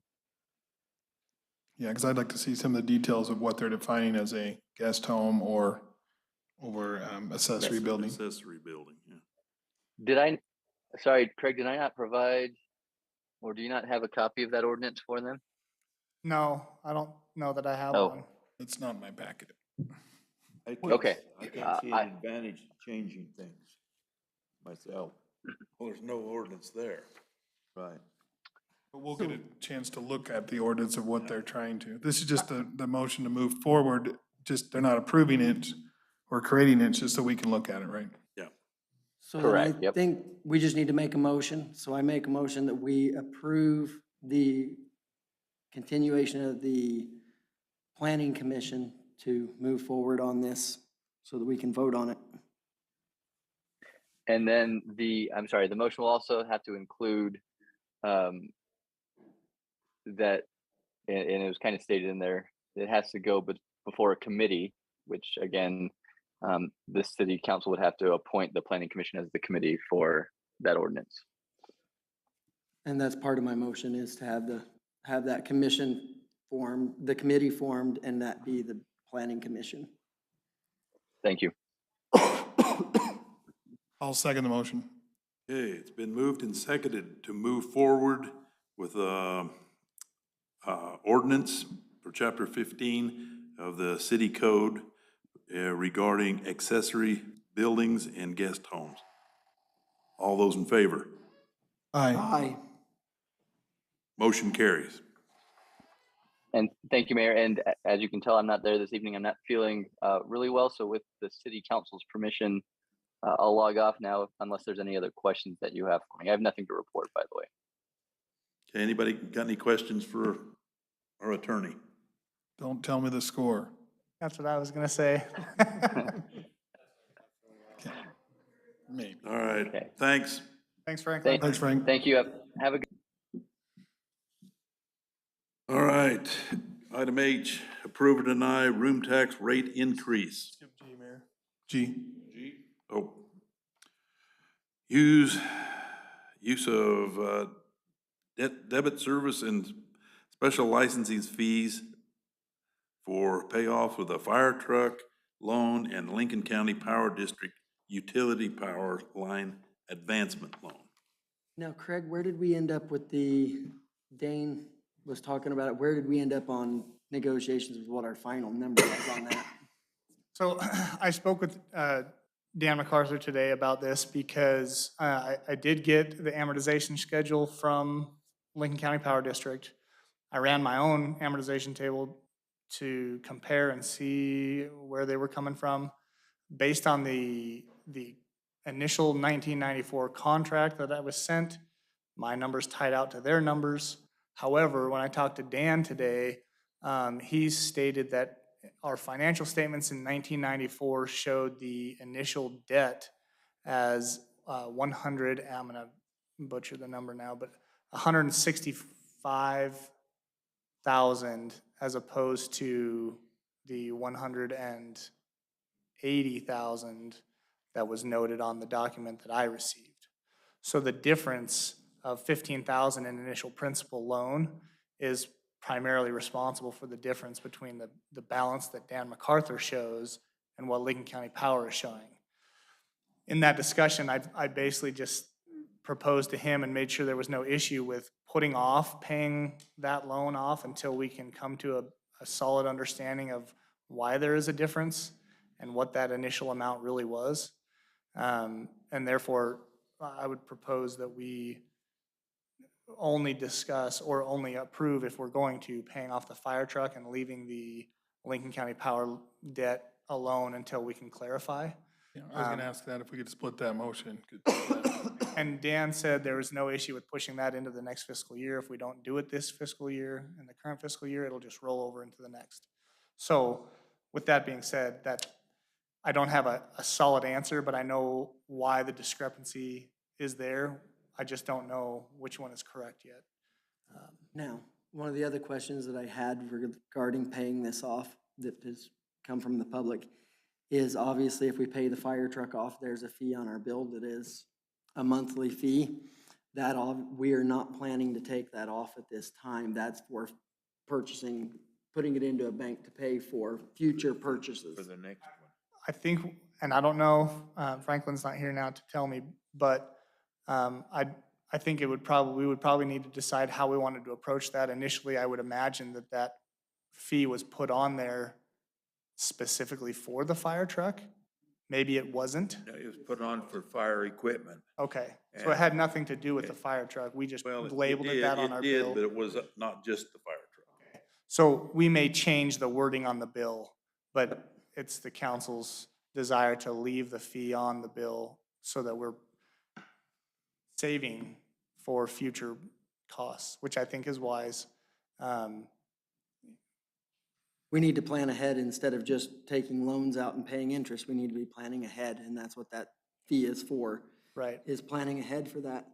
Well- Fire truck, in fact, has a pump that needs to be replaced, and that's gonna cost a significant amount coming right up here within the next month. And I would think you wouldn't get much heartburn with citizens about that, I mean, based on what the firemen, fire department does and the response time and the nonprofit things they do for everyone in the community, and it's a great relationship. I mean, we've got businesses now donating the money for the 4th of July events, for the kids and whatnot, so I agree. Okay, I make a motion that we use the debt service fund and the special license fund to pay off the fire truck, but we hold off on the Lincoln County Power District Utility Power Line Advancement Loan until further. Second. Okay, it's been moved and seconded then that we pay off the fire truck loan and hold off on the power district line advancement loan. I'd state to the public that this was done with marijuana money. For our debt Licensing fee. In the microphone. Yep. Will you say that in the microphone so they? That this was done with the marijuana money that we receive on a monthly basis. No, it's not. It is Not the monthly basis thing, though, is it? Yeah, it's a piece of the monthly payment. So into the debt service. because we're gonna utilize the debt reduction fund, which was set up for those monthly Okay, payments. It's- okay. And so we're, It says, though, It- it says it- special license fund. it says debt service and special license funds. And so, but we're not even gonna have to touch, that's what I was gonna clarify. We're not gonna have to touch the special license funds because there's 40 some odd thousand. Maybe it's a little less than that, but it was an estimated amount. So there's $30,000 to $40,000 available, and the payoff for this fire truck is around 23,000. I can tell you the exact amount. Either way it goes, it's being paid for by the marijuana revenue. Yes. Okay.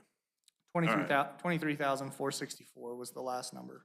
Okay, I was under the impression it was coming out of the initial licensing fund, so. That, I was too. That's what I thought, and I was wrong. Yep. That's Okay. Been moved and seconded. All those in favor? Aye. Aye. Motion carries. All right, approve, deny room tax rate increase. So Mayor, I got a couple of things on this. I was at a roundtable discussion in Fallon last week. The mayor of Carson City sitting there, the mayor of Elko, Mr. Harper was there. And I just brought this up at the roundtable discussion of, based on what cities are dealing with. And Elko, was it Mayor Reese West that was like, what? We can raise this? We can utilize this? So it is out there. At that time, I called Nolan Avery, figured I would just call him. I had a cell phone. I stepped away from the table. I apologized. I said, you're probably golfing. He said, you're right. Because the mayor of Elko had said they don't always get the room tax because government entities stay at their hotels and they're exempt. So my conversation with Mr. Avery was, when you have NDF, or not NDF, but NDOT or BLM or US military here, are they exempt? And Nolan said, they are not. Because the US military at times comes in and they have a form that shows they're exempt, but everybody else that complains about it, whether it's the BLM or NDOT, or no one has always told them, this is a city tax, I can't, you have to pay this. And so he would say about 90% of his customers pay it, the room tax. So, and then he wanted to get back to golfing and he said he'd love to chat, but then I went back to the round table and we were looking at different rates around the state. Remember Mr. Harper of what they were? And like I said, I wasn't making decisions for our city. I was just listening to other city entities and And I know Susan's here and she probably has some to say about their meeting, but it just goes to show you that it is out there. And like I said, I was thinking that no one wasn't getting some of that because everybody is exempt, but not everybody's exempt. So anyway, that's 2 cents on that.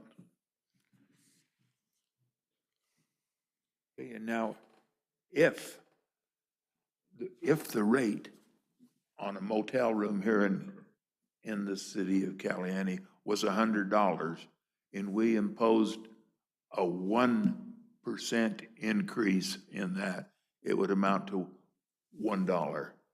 But none of the rates in the city of Caliani, from what I understand, are near that high. They're 80-some dollars or something, or lower. So it would be less than $1 per night. Is it a percentage that's charged? We, Okay, in percent. 1% on room tax. So like I mentioned at the last meeting, I would suggest to the council that we increase this to 12%, make a 1% increase. What would that increase, the 1% would bring us, Be roughly, $1,000. a year is what we. yeah, we'd say roughly $10,000 a year, something like that. I mean, that's a rough guesstimate, but. Susan, what went down in your meeting? Didn't you guys have a room tax meeting about it? Do you mind coming up and? We'll add to that as you come up. The room tax that we budgeted for, I think, $80,000 this fiscal year, and right now we're at $98,000. So What's our current? that's without what will be 2 payments to room tax. How much do we normally get in room tax every year? That's what I'm saying. We're at 98,000 this year. We budgeted That'd for only be around 80,000. 1% would only be $1,000 that it would bring into the, Oh, yeah, yes, yeah, you're right. that'd only be $1,000 Dollar additional increase I'm to sorry. the room Yeah. tax. Yeah. And to answer your question, we did not, we met, well, we came to meet, but not the whole board showed, so we couldn't hold a meeting. Okay. So we didn't have any discussion on it other than them talking to me personally about it. Have you had any informal discussions with any Same innkeepers? thing, I don't really have anything new from the last meeting. I'm just here because I said I was gonna be more involved, so I'm gonna be more involved. I want to be more informed and to know what's going on, and anyway, so no, there's not a 1% increase. Will it hurt me? No. Will it bring very much revenue to the city? Not really. But it will help. In our condition, every little bit helps. Yeah, And we don't want to impose a whole bunch to where it's gonna hurt. right. So, anyway, that suggestion I made, I'll make that a motion, that we increase the room tax to 12%, a 1% increase. Can I just ask, Sean, did you talk to any of those, what their rates were in their different counties? I think before we address it, either second or let it die. Sorry. I'll second that. I'll take Franklin's role. Okay, we have a motion and a second to increase. And we can discuss now, right? Yeah. Motion in a second. Yeah. Okay, Harper probably has a better memory than me, but some cities and towns, like for Mesquite, for example, they have like 8% in the city of Mesquite, but then they give 2%. It's 10%, but they have 8% for the city of Mesquite, and then they have to give 2% back to Clark County. So there's those things that happen. And then the mayor of Elko, remember his was 14, was it? I think what did it say it was? In that percentage, how much is used for actual tourism within those cities?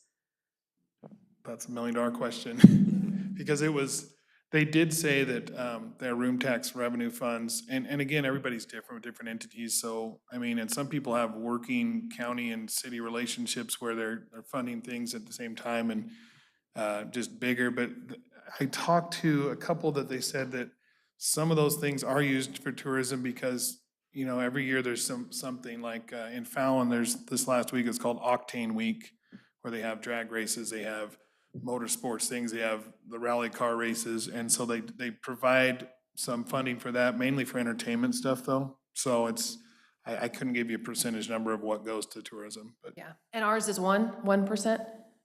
That goes to tourism? Well, 1% goes to the county and the state. The 10% is where we've contributed money to whatever we contribute to. Every Yeah, year. but my question is like, how is the ordinance or how is the bill written? Like, how is it supposed to be used? Because to my understanding, it's supposed to be used for tourism, but where is that leniency given where the city can just use it for whatever? Yes, so statute mandates how that works for counties, but for cities, it is just available to the city council at their discretion.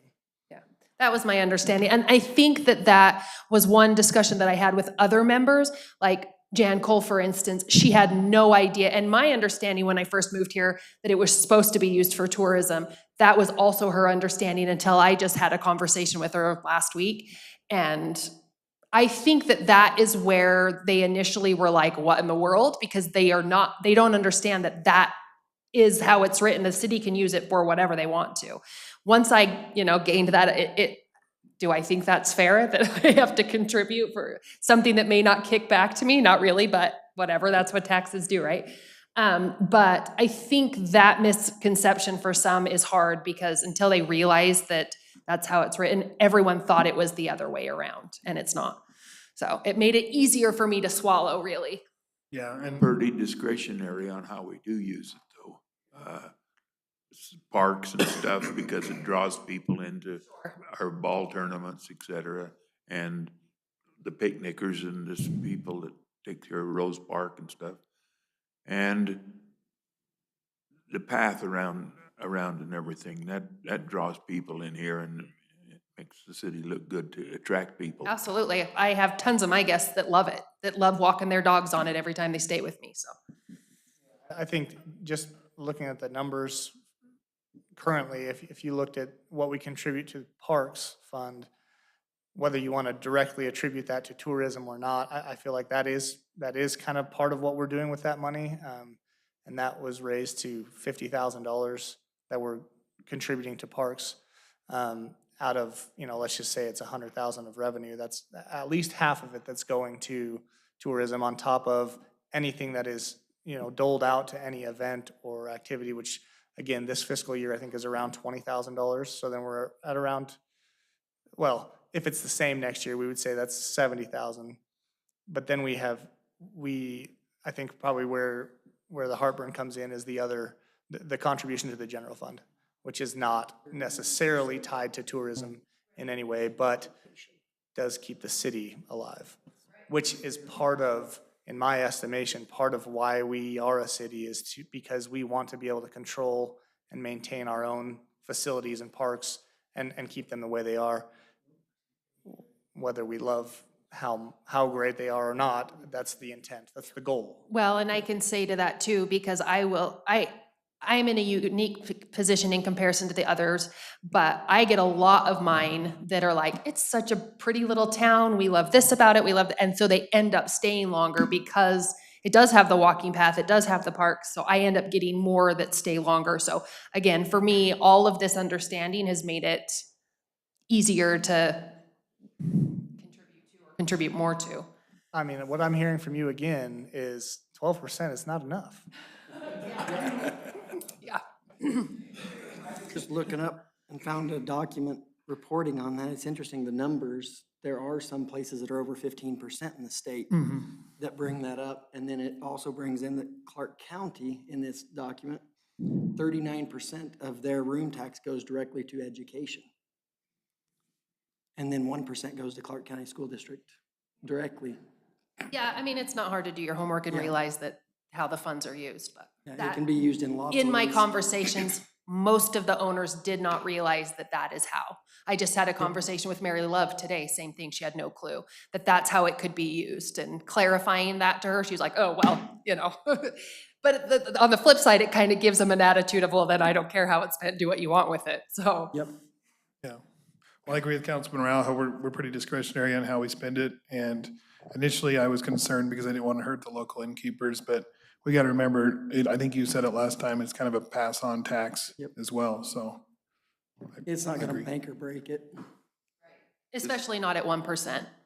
This trail that they just put to Kershaw, that was, I think, $1.2 million was the construction cost on that. And the city and the county divided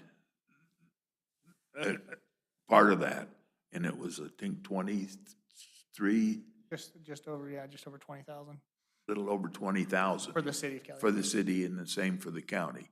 And that was just in the last month that we paid that off. Yeah, and I've walked it almost every night, so. And I send my guests, a lot of them are getting the like electric bikes, and so they'll ask me, where do I ride or where do I go? And I say, hey, we got a new path, ride it down to Kershaw. With you, though. Yeah, yeah. Coming Thank up. you. More comments on this? Okay, it's been moved and seconded that we approve a 1% increase in our room tax. All those in favor? Aye. Motion carries. All right. Update on concerning ongoing grants administration, city clerk's report. You might as well do both of your reports together, so. All right. I provided in the packet a update for CDBG. I don't know that I need to read it, so if you have any questions about it, that's all I have. And then for my report, we had the independent consultant cybersecurity analysis. Tony Rucci came in and did that. That was a pretty eye-opening experience. And we'll be getting the full report from them in the not-so-distant future. And then that will probably drive, based on the conversations we had, that'll kind of drive how we go making improvements to our network for the next foreseeable future, next year and into the next fiscal year. Other than that, I mean, I'm still working with Dan to try to get everything set up for our year end and making sure that we augment our budgets appropriately. You're gonna love me for letting you know that we're probably gonna need to do a special meeting on the 30th to augment the budget. And so I will get that meeting prepped and ready. That'll be another Thursday, so 2 weeks from now. And I'm gonna be busting tail to get some information to them and make sure we get that posted, because if we augment the general budget, we gotta post that in the paper, which will need to be happening as soon as possible. So, other than that, I don't know that I have anything specific to report. I'm forgetting something that I know I wanted to say, but you got any questions? On the depot holding pattern, when you said matters with the State Historic Preservation Office, is it just the ones that you mentioned, just the windows and the clay vents? Or are there others that we need to be aware of? Or did they tell you? Let me read Linda's report. I don't have any additional information other than what's right there, but I can follow up with Linda and let you know. So, This is why we need the League of Cities, because they have somebody in the State Historic Preservation Office, do they not? They do, okay. no answer. I'm telling you. All right, thank you on that. I think you're their biggest advocate. Step down up there. Okay, no questions. Any other questions for the clerk? Okay, Public Works Manager report. You guys have my report in your packet. If you need any more information from me, do you want me to go through any of it? Good. Let me ask you a question. Any questions for Grant? No, but I've had lots of complaints about mosquitoes. Okay. Mosquitoes? Lots of them. And as dry as it is, it ought to be easy to control. I say as dry as it's been, we ought to be easy to control. We did it right before Memorial Day. We fogged and put larvicide out. We'll go hit it again. Okay. I saw last night, they were thick. Okay. Next question, Grant, is how are we looking at for applications and filling those positions? Is it 5? Okay, I was gonna say, we have some in there. I've looked through them. We need to hire. I've heard a couple of other people have asked about the position. It hasn't been open 2 weeks yet. I'd like to leave it 2 weeks and then close it and do interviews from there. Perfect, just trying to get the word out that people need to apply some more and Yes. we need more applicants and Yep. get moving there. How are we looking at for the next week with losing another employee? How are you seeing your scheduling and? Well, we're gonna Lot of work our questions here. 5/8 and it's just gonna be tough for a little bit, but we'll manage to get through it. It's gonna be, Well, keep us in mind so that you know that, keep us whatever you need, okay, so we Thank can you. try to help and be there to assist you. okay, Keep it going. appreciate it. Excited to go read meters. I can see it on his face. Okay, I'll volunteer. Like I said, I'm there to help. Have you got the lids for the dumpsters yet? We have the lids for the dumpsters. We don't have the steel rods for hinges. And I have got an email into Waste Quip to see what their cost is as compared to just buying 1/2-inch steel rods and making them ourselves. Rebar. I see some of them have rebar. Yeah, I would rather use cold rolled, just round stock, but we could go rebar if we have to. It's just easier to slide those lids on and off the regular rolled steel than it is the rebar. It is, but they're The ones gonna be that's about got- 3 times as much. I'll check into it, see. Got lids on them now that's busted apart. They still should have the rod in them. My guys have been out and changed a bunch of lids that they could. We're to the point now that we don't have rods for the ones that are left. Left, huh? Yeah, there've been a bunch of lids changed out. I guess I didn't put that in my report. I apologize. Well, thank you, Grant. Any questions for Grant? On the, You come up so I can hear it. Thanks. No, he's not. Over on Rowan, not the one by my house, but the one in front of Jeanette's, goes off and on sporadically. You know what I'm talking about? Yep, is it still having problems? It was day before yesterday. Okay, so that is one that I was told was repaired by the Oh, okay. power well, district. We were just out there the other night and it was, Well, it was before the other night that they'd repaired that one, so I'll put that back on there. yeah, and it's just, there's a lot of weirdness over there. I mean, like all over town, but, Yeah. Come on, Mary. shut up, Sean. Okay. Discussion of legal issues, and we've already talked to Mr. Franklin, and he said he had nothing. Because your porch lights flickering? Oh, not mine. Okay. I would shoot mine out. Building inspector's report. Mr. Dixon? You all have a copy of my report in your package as well.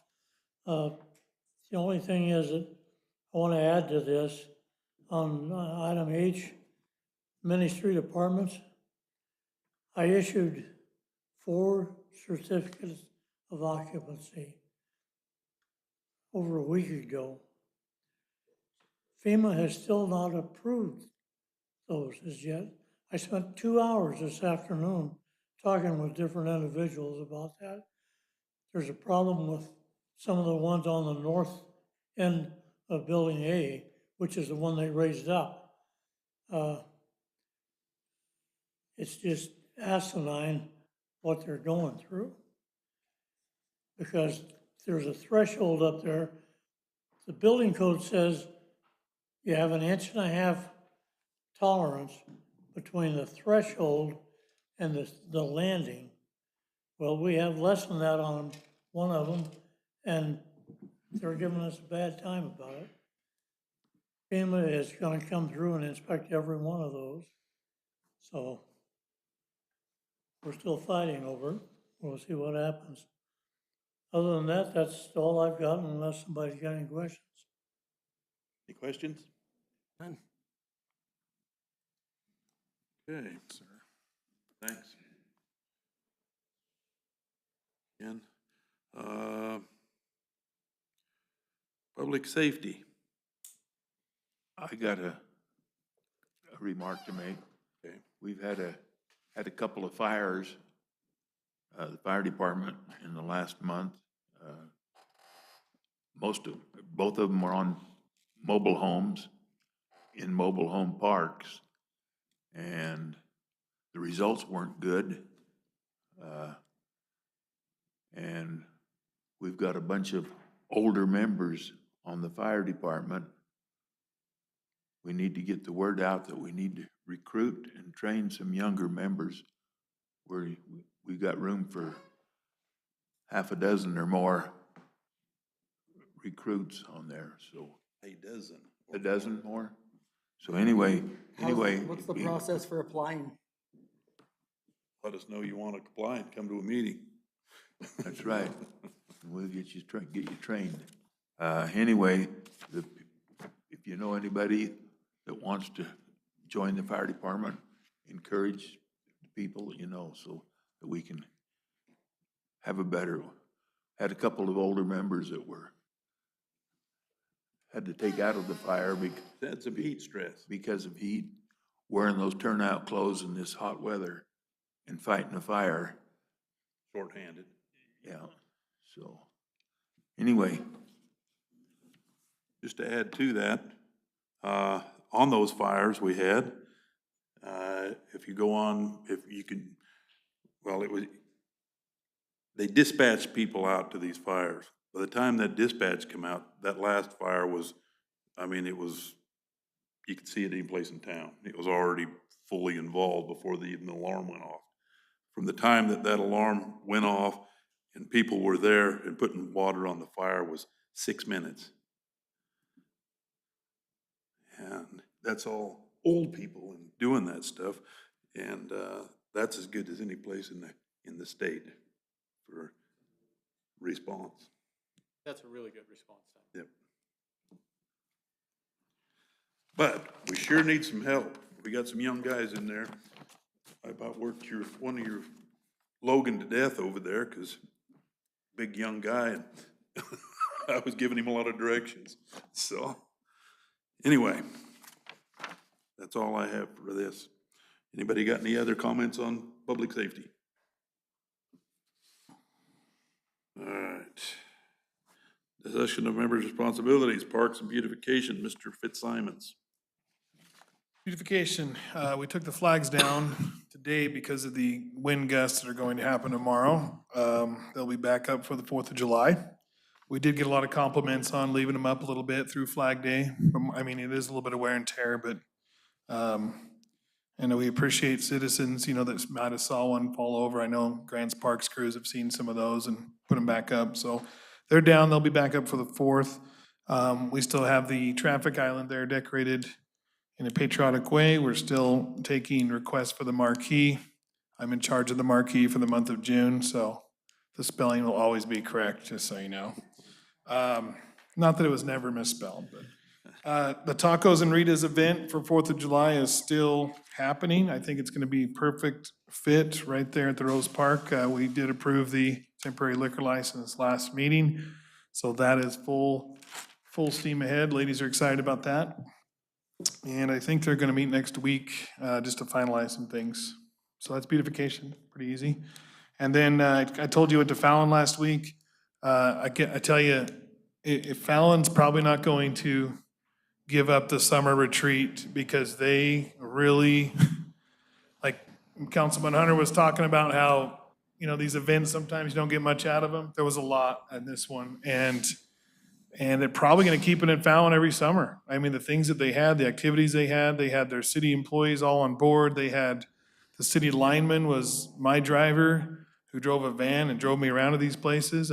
So he showed up to work that day, but he was just driving around, councilmen, commissioners, mayors. Had a whiskey tasting event at Fry Ranch where they brew all their own whiskey. We had a trap shoot club event. We had Sand Mountain UTV rides. We had a guest speaker at their wonderful new art cultural center. And the highlight of the trip is they showed us their new venue that they added by their fairgrounds. It holds about 8,000 people. And this venue has got a cement floor. They put in the dirt there for the rodeo events. Then they can take out the dirt, for the concerts that they want to start putting in. They're going to have Churchill County High School graduation in that building. It was a joint effort between county and the city of Fallon. And some of it was the ARPA funds, I was told. Other than that, they just treated us like it was a red carpet. I mean, it was great. So it was a good experience. And the actual conference will be in August. I don't know if Craig's got those dates to you guys yet. It'll be in Las Vegas this year, August 9th, 10th, 11th, I haven't seen anything on it yet. 12th. So they'll hopefully send you stuff out. It'll be at the Nugget, is that it? It's at the Nugget in Las Vegas. So more training opportunities at that one as well, and more to, bounce ideas off of each other in our city municipalities and whatnot. So sorry that kind of hijacked my report, but, and Parks crew, Parks have been looking good. Maybe Grant did your Parks crew tell you about some of these water things that have been some issues here on 93, if you want to elaborate on those? Yeah, somebody is going through and readjusting sprinklers for us and making things difficult.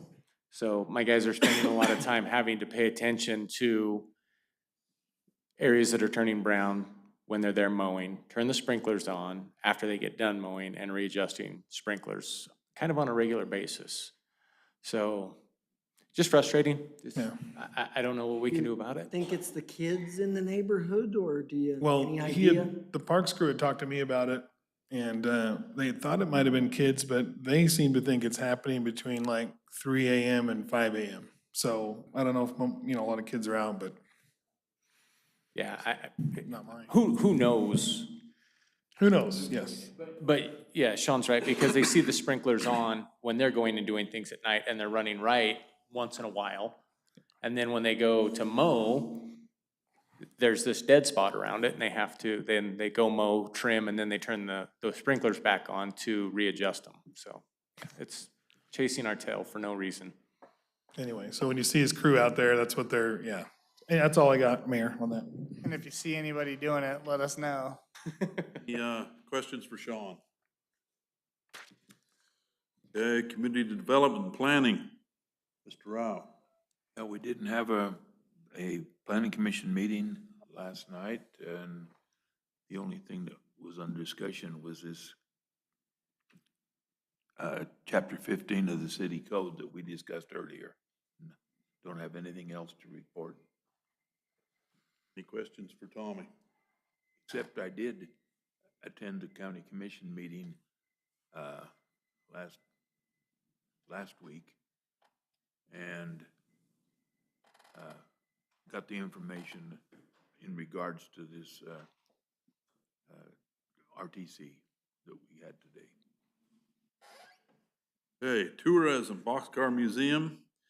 Mr. Leary's not here tonight, and he's not on the line. Is there any report on that? Only thing I can say is, I see lots of people going there. I come in today and was here for just 15, 20 minutes, and there was at least 3 bunches of people at that time came in. Tourism, going through and checking this out. Well, and Craig can probably elaborate more on this. I put these flags in the basement, whether I'm picking up the flags or putting them in the basement, there's always people walking around this building, tourists, they're not vandalizing or anything, but they're constantly asking questions, taking pictures. So hopefully when it gets it renovated, it's gonna be a jewel. There's a lot of people, and I think I know Linda's a big proponent of it, but there's probably ways to capitalize on that. I mean, we don't really offer a whole lot here, nor do we sell anything, but we could. Even if it's just postcards and pictures and. Mugs, keychains, mugs. And I mean, when you go tour a place, you're looking to have something to take, to say you were there, and we have nothing. So it's something that we should probably look at. Okay. Public Utilities. Nothing major to report. We're good. Okay. My report,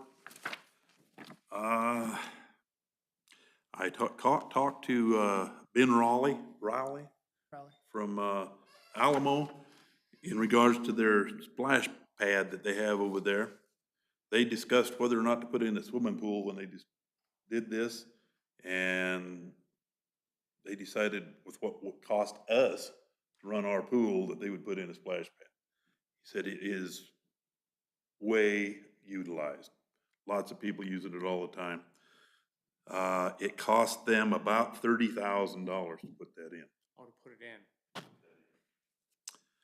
in. And I asked some questions about it. It does recirculate water. It has a chlorination system in it, but I guess it's all self-regulated. So the guys go by and make sure everything's turned on and it does itself.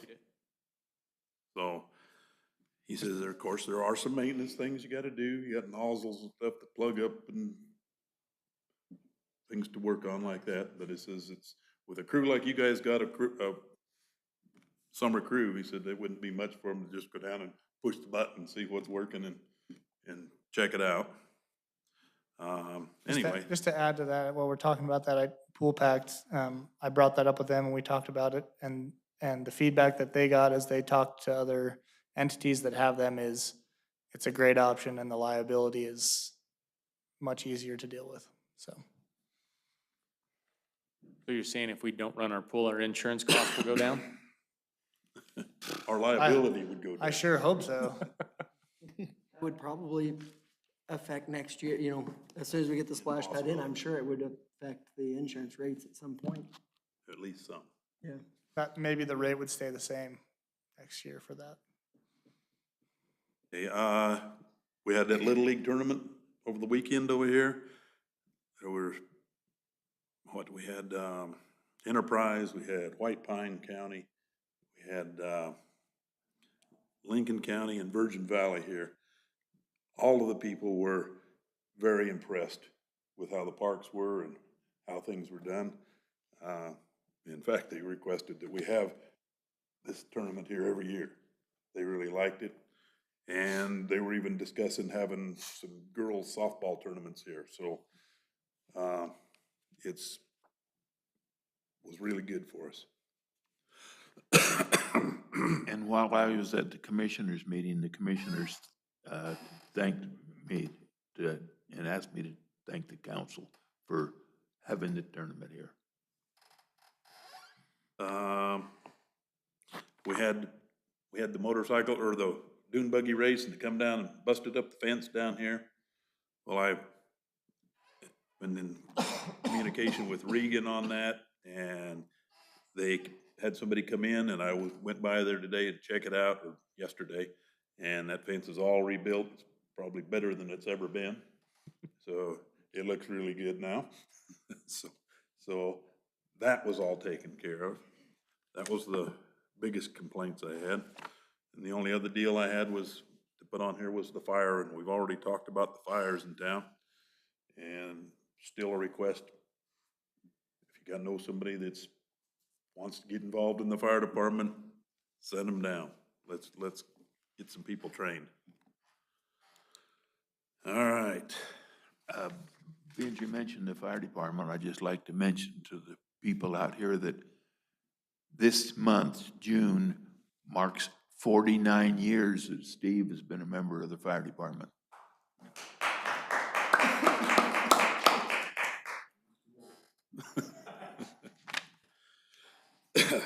All right, public comment. Do we have any public comment? Uh-oh. It's all good, Tommy. I really need to look everything over here because it scares me to death. But we had You just people gotta back here be, today. you gotta be so quick. I've got to be quick. Okay, I just want to say the fire department here is phenomenal. You know, you guys were out there, somebody called me to come out and see it and whatnot. And I was so impressed. I mean, just spot on. I mean, just how everybody worked together and everything like that. I mean, we are so blessed to have you guys. I did get at the, boy, see this, what's happened. With the softball tournament, I had a couple of coaches tell me how much they appreciated how the field looked and whatnot, you know, and Sean, it was so nice to drive down Front Street and have those flags out, you know, I'm really glad you guys left him, but again, you guys at the fire department, God bless you and God bless your wives, because it's amazing. Thank you. Yes, sir. I got one quick one. Councilman Fitzsimmons, the time you're running the sign down there, you would look at the Yes. refresh rate. I think if you could put it at 3 to 4 seconds, because the highway speeds, they're doing about 75 miles an hour and they don't get to read a full copy. It's like they're waiting and waiting for it to turn and, oh, I already went past it. I didn't get to see the other half of the Why would copy. they go be 75? Why would they be? We're talking two different signs. This one's the one on the little marquee right here by the flag. Oh, so who is operating the one down at Coyote? That's LCAT. LCAT. Okay, okay. Okay, I get what you're saying now. I was wondering why 75 in town. Yeah.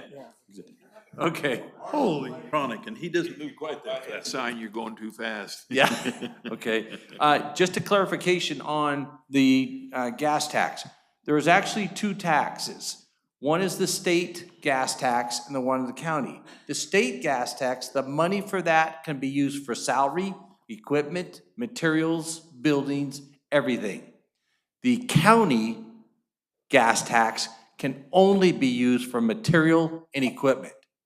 It cannot be used for salaries. So I just wanted to clarify that in case somebody else is listening and stuff. Thank you. And knowing that. So, and my last thing is I want to give a congratulations to Grant for throwing your name in the hat and running a good campaign. I thought you did awesome. So my condolences, but there's always next year or next session. Next session. You did good and you were out there all the time. So was. thank you. You did.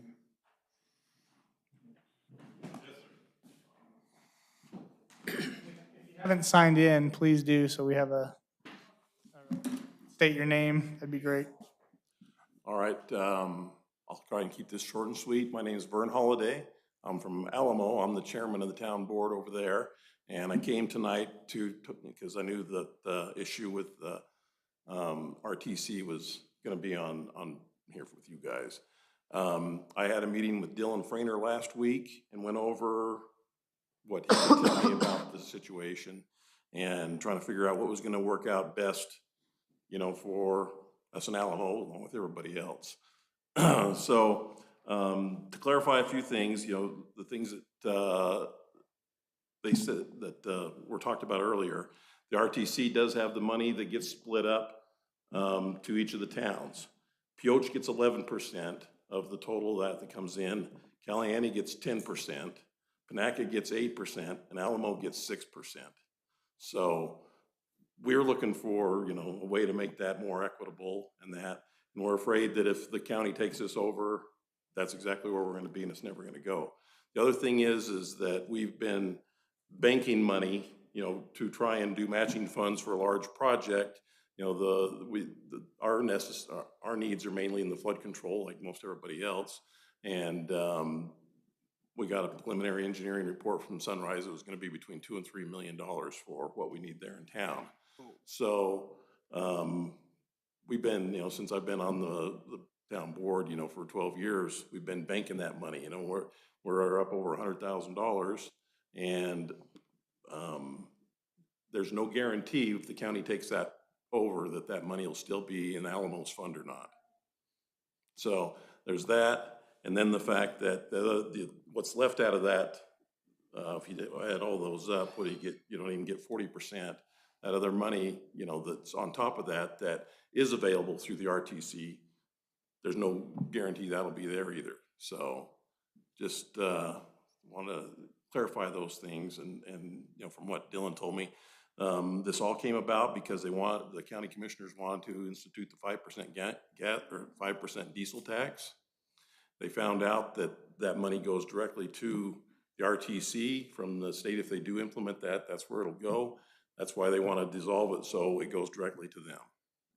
So that's kind of where we're left there. And the other thing is that me being in an unincorporated part of the county, my business pays 8% room tax. So that's where we're at. Okay, thank you guys very much, and I'm very impressed. You guys always you know, impress us when we come over here. It looks like we got to step up our game in Alamo, you know, keep up with you guys, you know, but you do Thank you very for well. making the trip over. We appreciate that input. Yeah, thanks for coming. Thanks, Vern. Thank you. All right, can any I other say- public comment? This is Wendy, I do have a comment. Okay, Wendy? I just wanted to tell you guys, I've got a long history, family history in Caliente, starting with my grandma and my grandpa Burke and all of their family. They've been there for forever and ever and ever. Patriotic people to the end. And I just want you to know how much I appreciate driving through your little town, your little city, and seeing all those flags just waving in the wind. That is absolutely small town American patriotism at its finest, and I thank you for doing that. They picked them all up today. Well, I know I was there, this morning, they were still there, but after that, that was fine. But it's really a patriotic thing that you do, and I appreciate it. The only reason they Wendy. took them down today was red flag warnings tomorrow. They didn't want to lose them all. That's great. Somebody had to be the voice of reason on the committee. Thank you, Wendy. Thanks, Wendy. Thank you. You're welcome. Thank you. Thanks for being on here tonight, too. Yep, thanks, Wendy. You're welcome. I appreciate this opportunity to see without having to go. So thank you. Any other public comment? Okay, we got to set things up for our next meeting. Yeah, so our next meeting is scheduled for July 7th, but we will also be having a special meeting for budget augmentation on the 30th. So the time of that meeting will probably be determined at a future time, so we'll post that. Will that meeting just be a budget meeting? It will just be a budget meeting, and we will also, there may be some points of clarification on other items, but If there's anything comes up that we need to vote on. it won't. I was just gonna say, I was planning on being gone that day. So anyway, June 30th, potential budget augmentation and other item meeting, and then July 7th, 6 p.m. Okay, do we have anything that needs to be put on that agendas? Okay. If not, I adjourn the meeting.